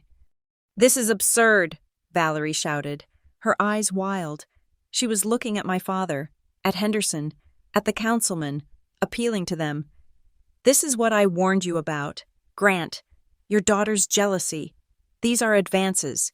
They are perfectly valid operating procedures. Grant, tell them." My father was completely, utterly frozen. He looked like he had turned to stone. "A valid operating procedure," I repeated, my voice thoughtful. "That is an interesting financial term. Mr. Henderson," I said, turning my gaze to the bank president. He flinched. "You are the head of the Ashford Community Bank," I said. "The bank that holds the notes for both Grant's Table and Harbor Hearts. Could you please explain to us the standard regulations for a nonprofit organization, like Harbor Hearts, to receive a $40,000 advance from a separate for-profit entity, and then immediately transfer those funds to a private LLC controlled by the director's daughter? Is that, in your professional opinion, a valid operating procedure?" "Mr." Henderson's mouth opened and closed. His face was slick with sweat. He looked at Valerie, then at me. "Well, it is highly irregular. It would certainly trigger an internal review. It would trigger an IRS audit, is what it would trigger," I said. "How dare you!" Valerie shrieked. "You ungrateful As I was saying," I interrupted, and my voice was suddenly, terrifyingly cold. "My father taught me about precision, about details, and I have been very precise." I clicked the remote. The screen went black. The room was plunged into silence. And then a sound. My voice. "This has nothing to do with Lana. This is about the books." And then Valerie's, hissing, close, and full of venom. "You think I am stupid, Riley? You think I do not hear things?" The guests looked confused. They were listening to a conversation. My voice. "I am not talking about resentment. Valerie, I am talking about wire fraud." And then Valerie's, a low, animalistic whisper that filled the entire dining room, amplified by the restaurant's expensive sound system. "You will not ruin this family name." A sound, a heavy, sickening thud, the sound of my body hitting the metal shelf, the clatter of falling cans. The audio file of my assault, the 30 seconds recorded by my watch. It played into the stunned silence, a perfect, high-fidelity recording of her crime. When it finished, the silence it left behind was absolute. "That," I said into the void, "was the sound of my fall in the pantry this morning." I clicked the remote again. The black screen was replaced by a high-resolution, full-screen photograph. My wrist, the angry purple and red imprint of her fingers, the swelling, the date and time stamp from my phone's camera roll was visible in the corner.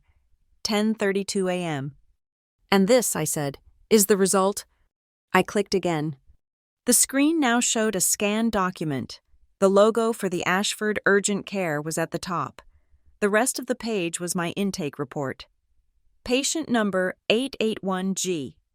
Presents with significant contusions on right wrist, consistent with violent gripping. Patient states she was assaulted. No one spoke, no one moved. Lana Ortiz, my ditzy friend, was holding her phone up, her face grim. She was recording. Savannah had burst into tears, a high, keening wail. Mom, what did you do?" My father finally broke.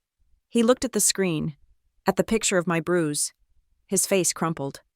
"Enough," he whispered, his voice a dry rasp. "Riley, that is enough. Please, stop." I looked at him. I looked at the man who had seen that bruise this morning and told me not to embarrass the family.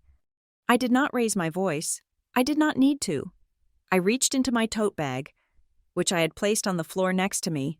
I pulled out a single, clean sheet of paper. The conditional proffer, the audit authorization, his one and only way out. I walked to the head of the table. I walked past Valerie, who was standing, shaking, her face a mask of disbelief and pure, unadulterated hatred. I walked past the stunned, horrified faces of her prize guests. I stood in front of my father. I placed the document on the polished table, directly in front of him. I placed the pen, the one he had dropped on the patio, on top of it. "You are right, Dad," I said, my voice just loud enough for him and the people closest to him to hear. "It is enough." He stared at the paper. He knew what it was. "You said this morning not to ruin the family name," I said. "This is the only thing that saves it. This is the only thing that saves you. This document authorizes a full, independent audit of everything. It proves you are the victim. It proves you are the one cleaning house. It proves you are a hero." I pushed the pen closer to his trembling hand. "Or not," I said. Valerie's eyes darted from me to the paper, a sudden, new, dawning horror on her face. She did not know what the paper said, but she knew it was a weapon. She knew it was pointed at her. "Grant," she said, her voice a low, warning growl, "do not touch that pen." I did not look at her. My eyes were locked on my father. "Sign it, Dad," I whispered. "Be the man you taught me to be, the one who checks the details, the one who cares about the foundation. Sign the paper." The pen lay on the table between us, a black line drawn in the sand. My father's hand hovered over it, trembling violently. He was a man on a precipice, staring down at the jagged rocks of his own creation. Valerie saw him hesitate, saw the terrifying resolve in my eyes, and she understood that she had lost control of the narrative. She did not scream, she did not argue, she acted. With a speed that was almost animalistic, she lunged forward. Her hand did not go for me, it went for the paper. She snatched the proffer agreement from the table. "No!" she shrieked, her voice cracking. The elegant hostess finally and completely gone. "He will not sign anything, you are being deceived, all of you." Her eyes, wild and furious, scanned the stunned faces of her guests. "This is a setup. She is a vindictive, sick girl, trying to destroy her father. She is lying." And with a theatrical, desperate flourish, she ripped the document in two. She tore it again and again, scattering the pieces of my father's only lifeline onto the floor like confetti. She was destroying the evidence. She was destroying his chance. She panted, her chest heaving, a triumphant, crazed look in her eyes. "There, it is over." A sharp, polite knock sounded at the main dining room door. It was not a bang. It was not a raid. It was a civilized, authoritative rap. The room froze. The scattered pieces of paper lay at Valerie's feet. Leo, the young waiter, his face pale, opened the door. Deputy Sheriff Marisol Vega stepped inside. She was not in tactical gear. She was in her crisp, standard-issue uniform, her hand resting not on her weapon, but on her belt. She was calm, professional, and her presence sucked all the chaotic, hysterical energy out of the room. Two uniformed officers stood quietly behind her. "Good evening," Marisol said, her voice clear and carrying easily through the silence. Her eyes swept the room, clocking every person, every detail. The flowchart still frozen on the television, the picture of my bruise, the ripped paper at Valerie's feet. "I am Deputy Sheriff Vega. Is there a Mr. Grant Harrow here?" My father, who looked like he might faint, raised a shaking hand. "Sir," Marisol said, stepping forward. She nodded politely to the guests. "Apologies for the interruption. Folks, we are not here to disrupt your meal." One of the officers stepped forward, holding a folded legal document. "Mr. Harrow," Marisol continued, "we are here to serve a temporary civil order for the preservation of evidence. We have received a credible report, supported by evidence of financial malfeasance and felony bribery.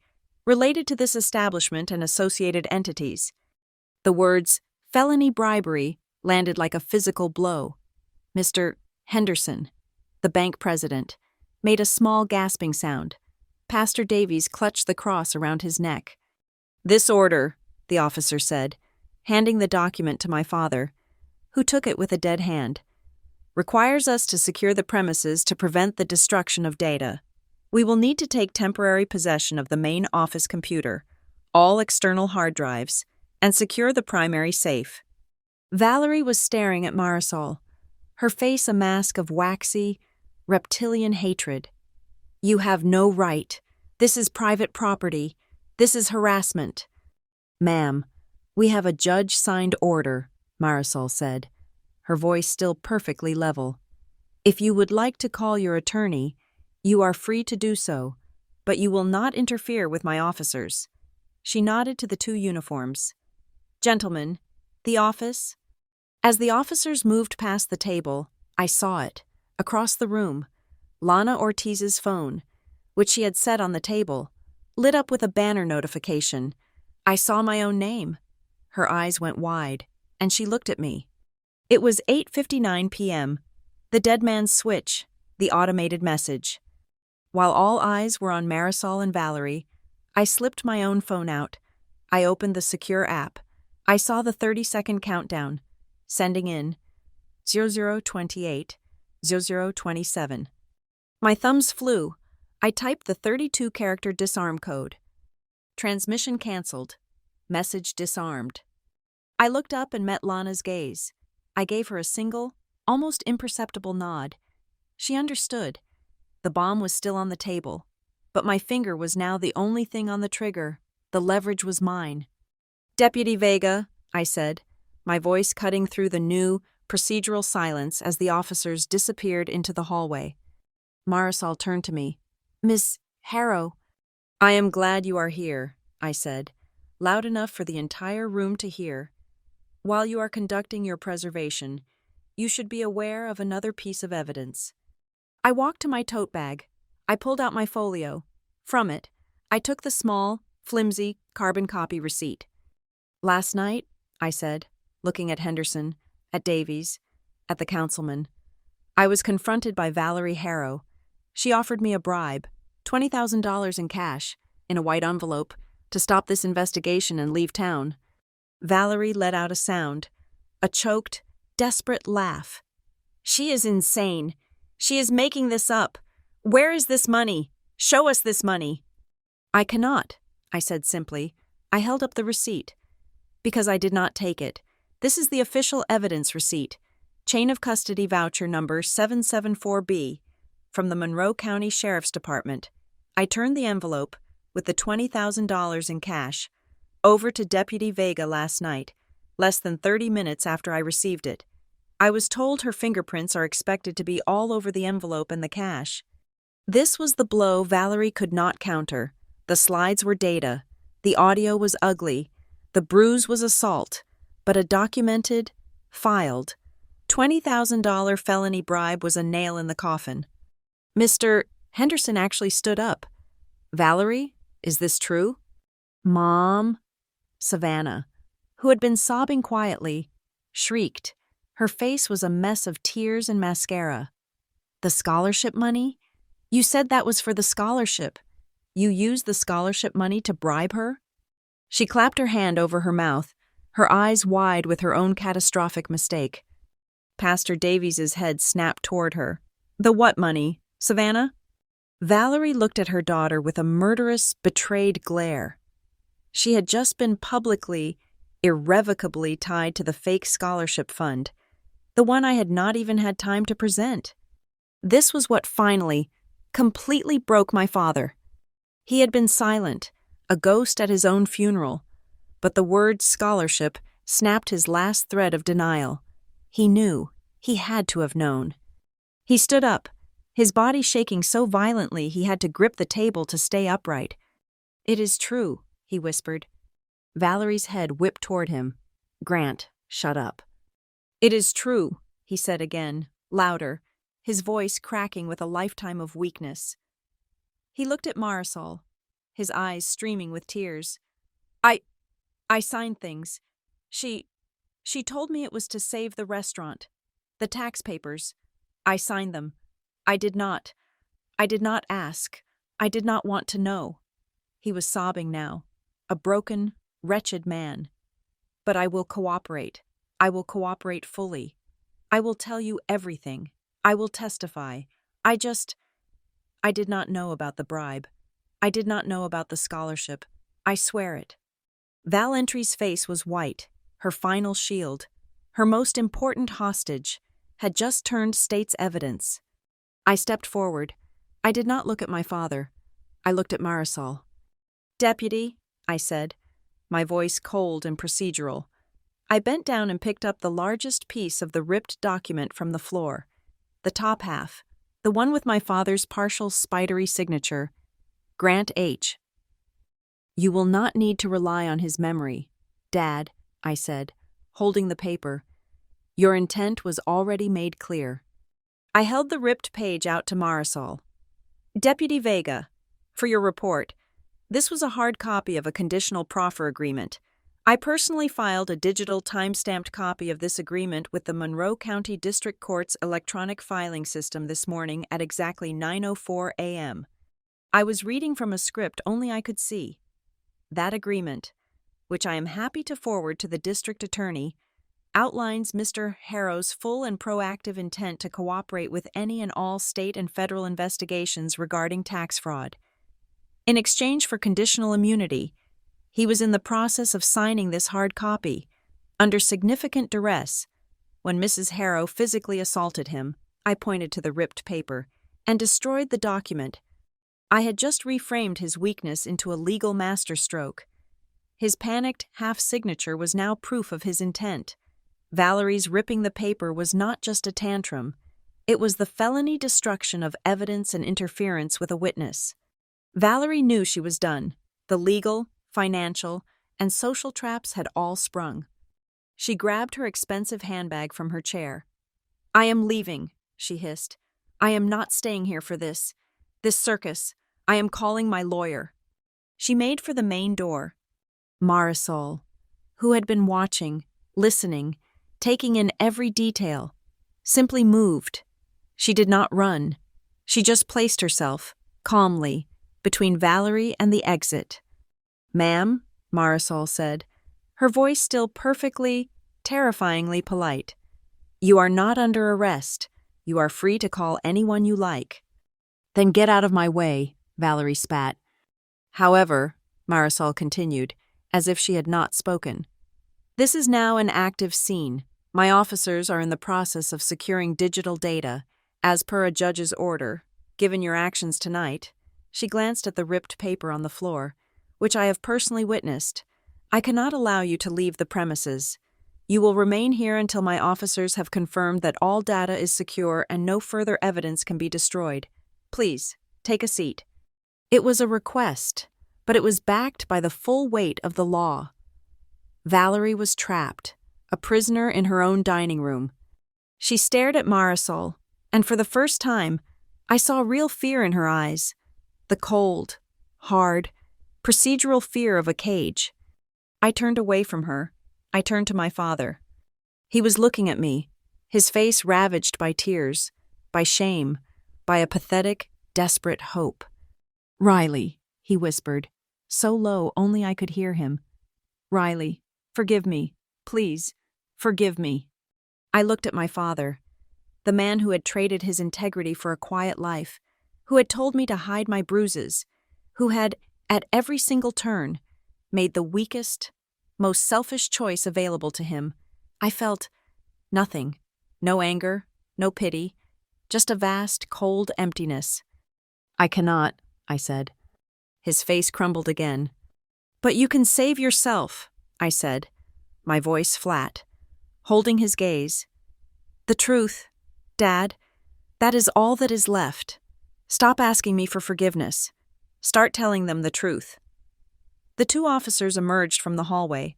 One carried the sleek, all-in-one desktop computer from the office. The other carried two large, sealed evidence bags. One marked Safe Contents, and the other bulging, marked documents. "We are secure, Deputy," the first officer said. "Ready to transport." "One moment," I said. My hand was steady on the media remote. "Before you power that down, officer, would you please plug that monitor's cable into the HDMI port on the television?" Valerie, who had been sitting in stunned, rigid silence, looked up. "You cannot. That is private property. You have no right." "Ma'am, it is part of a judge-signed civil order for evidence preservation," Marisol replied, her voice dangerously calm. "And it appears to be directly pertinent to the felony confession you just made. Ms. Harrow, please proceed." The officer handed me the cable. I plugged it into the port. I clicked the remote, switching the input. The screen on the 60-inch television flickered. My flowchart vanished. It was replaced by the desktop of Valerie's computer. It was, like Valerie herself, impeccably organized, except for 2 files, sitting starkly in the center of the clean desktop. "Owen," I whispered, a breath of thanks to my colleague, who I knew was watching, recording, and remotely guiding this from miles away. He had accessed the machine and prepared this for me. The files were clearly labeled: Payroll Master Q4 Active and Vendor Payables Approved FY. "Valerie," I said, my voice projecting into the silent room, "you are a meticulous bookkeeper. Why do you not open the payroll file? Show your guests. Show Pastor Davies, the hardworking staff you and my father support." She just stared, her face a mask of wax. "No? Then allow me." I had a wireless mouse in my pocket. I clicked. The payroll file opened, the spreadsheet filled the screen, and there they were, the ghost employees, their names highlighted in bright red, the column for hire date, next to a column for termination date, 2 years prior, and next to that, the column, weekly check issued. A collective gasp went up from the table. "As you can see," I said, my voice the cold, clear tone of a lecturer, "Valerie has been very generously paying employees who have not worked here for over 2 years, but she is even more generous with her suppliers." I clicked again. The vendor file opened. It was a beautiful, terrible ledger of her crime, invoice after invoice. Apex Catering Solutions, invoice, $20,000, status, paid. Vantage Circle LLC, invoice, $75,000, status, paid. Ashford Linen Supply, a legitimate vendor, invoice, $3,000, status, paid. And right below it, a second, identical, Ashford Linen Supply invoice with a different routing number. A fraudulent one I knew led to her own account. Invoice, $18,000, status, paid. It was all there, a perfect, undeniable digital record of the bleed. Mr. Henderson, the bank president, was on his feet, his face pale and slick with sweat. He was not looking at the payroll. He was staring at the Vantage Circle transfer. He pointed a shaking finger at the screen. "That transfer," he breathed, his voice choked. "The $75,000. It was flagged by my compliance department last week, just before the tax deadline. Valerie." He turned to her, his expression one of dawning, sickening horror. "You called me personally. You told me it was for an emergency roof repair at the Harbor Hearts homeless shelter. You said the paperwork was on its way." He looked at me, then back at her. "There is no shelter. Is there, Valerie? There is no roof." This was the moment she finally, irrevocably, broke. The procedural hold, the digital evidence, the betrayal by her banker. It was too much. The mask of the elegant matriarch did not just crack, it vaporized. "He was drowning!" she shrieked. The sound was high-pitched, raw, and full of a venomous self-pity. She did not lunge at me. She lunged at my father, pointing her finger in his face. "You were drowning!" she screamed, her voice echoing in the horrified silence. "You were 6 months from bankruptcy when I took over, 6 months from losing this This shrine you built to your dead wife.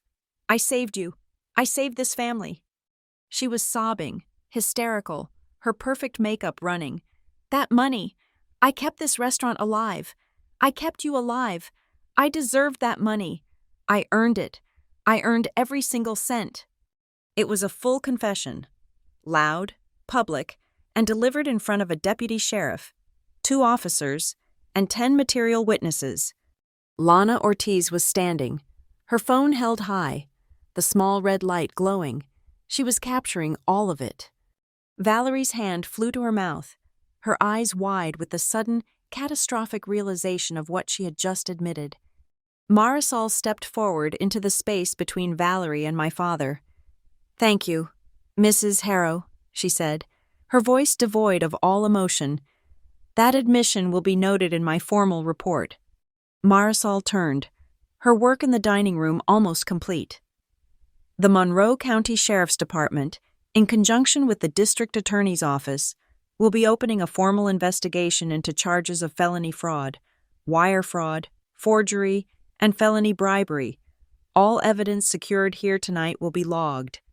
She then turned, her gaze finding me, her expression softened, just for a fraction of a second. "And Ms. Harrow, based on the audio recording of the assault, the photographic evidence of your injury, and the corroborating medical report you filed, the court has also issued a temporary emergency order of protection on your behalf. Mrs. Harrow is to have no contact with you, your home, or your place of business, effective immediately. She will be served with this order before she is permitted to leave these premises." My father had watched this all, his face ashen, his body shaking. He had seen her confession. He had seen the proof. He had seen the protection order. He understood. Finally, the abyss he had been circling. He looked at the pen I had left on the table. He looked at the white, scattered pieces of the proffer agreement, the document he had failed to sign. He stood up, his chair scraping back. He looked at Marisol. "Deputy," he said. His voice was a rasp, but it was the steadiest it had been all night. "That paper, the one she ripped up, I need another one. I need to sign it. Right now." "Dad," I said, my voice quiet, "that was a proffer for cooperation. This is different now." "I know," he said. He looked at me, his eyes red-rimmed and full of a terrible, bottomless shame, but clear for the first time in a decade. "I am not signing it for immunity. I am signing it because it is the truth. I am authorizing a full, independent audit of everything, the restaurant, the charity, my personal accounts. I want it all seen. I want it all clean." Marisol nodded, a single, sharp acknowledgement. "Mr. Harrow, that is a voluntary act. It will be noted." He turned back to me, his hands open, empty. "Riley, please, I do not have the document." I reached into my leather folio. I had printed 2 copies. I always print 2. I pulled out the second, identical copy of the audit authorization. I placed it in front of him. I placed the pen back in his hand. He did not hesitate.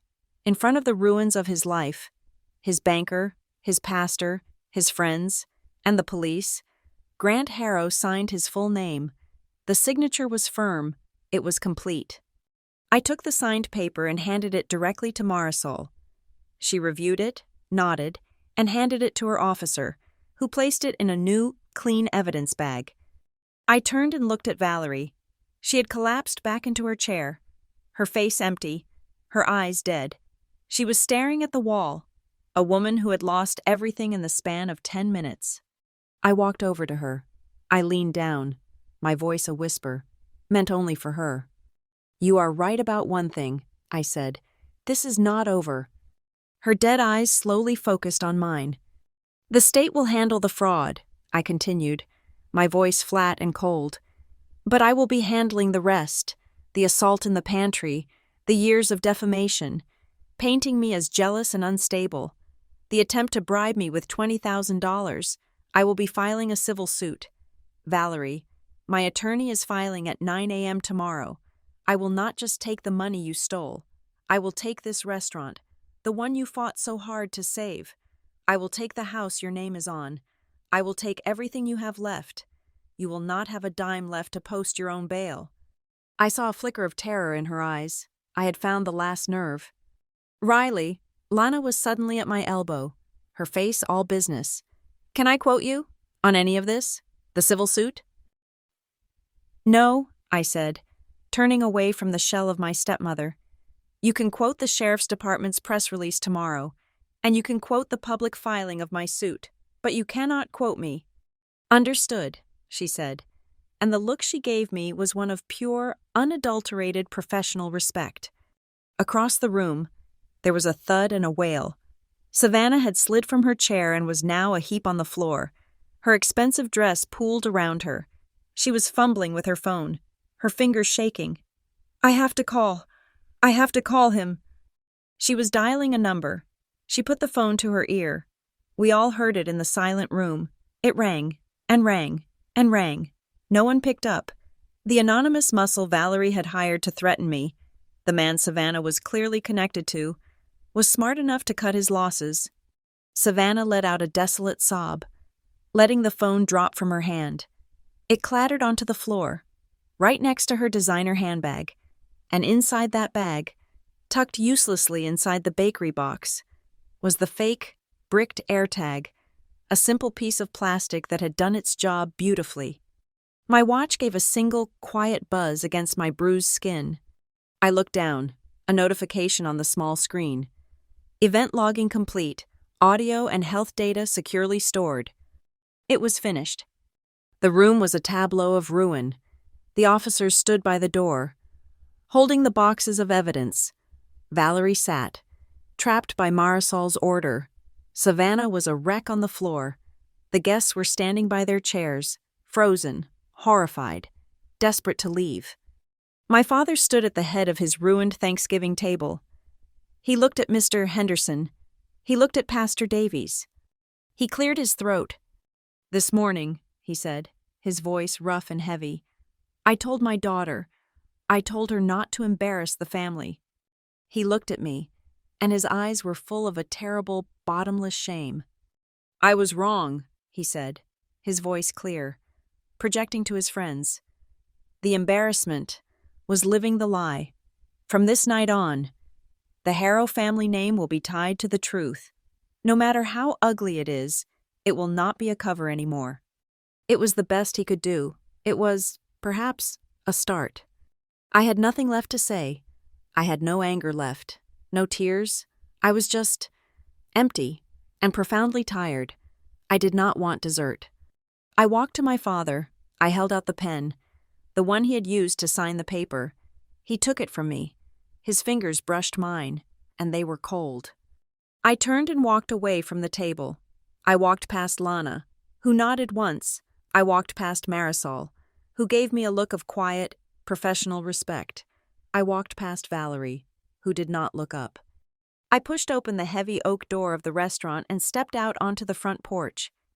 The night air was sharp, biting, and cold. It hit my face like a clean, clarifying slap, stinging my cheeks. It felt like the first honest thing I had experienced all day. I took a deep, ragged breath. My chest, which had felt compressed for months, finally felt light. Behind me, I heard the heavy door click shut. The sounds of the dining room were muffled, but I could hear them. The sound of Marisol's voice, formal and procedural, reading Valerie her rights for the protection order. The sound of papers being shuffled. The scrape of a pen on a clipboard as statements were taken. The tearing of a carbon copy receipt. The knot, tied over years of lies, secrets, and systemic theft, had finally been undone, not in a courtroom, not in an office, but right here, at the head of the Thanksgiving table. I pulled my coat tight around me and walked down the steps, into the dark, silent night. Thank you all for listening to my story. Please comment below to let us know where you are listening from so we can all connect and share our thoughts. And please subscribe to Lila Revenge Stories, like this video, and give us an extra boost by hitting that hype button so this story can be heard by even more people.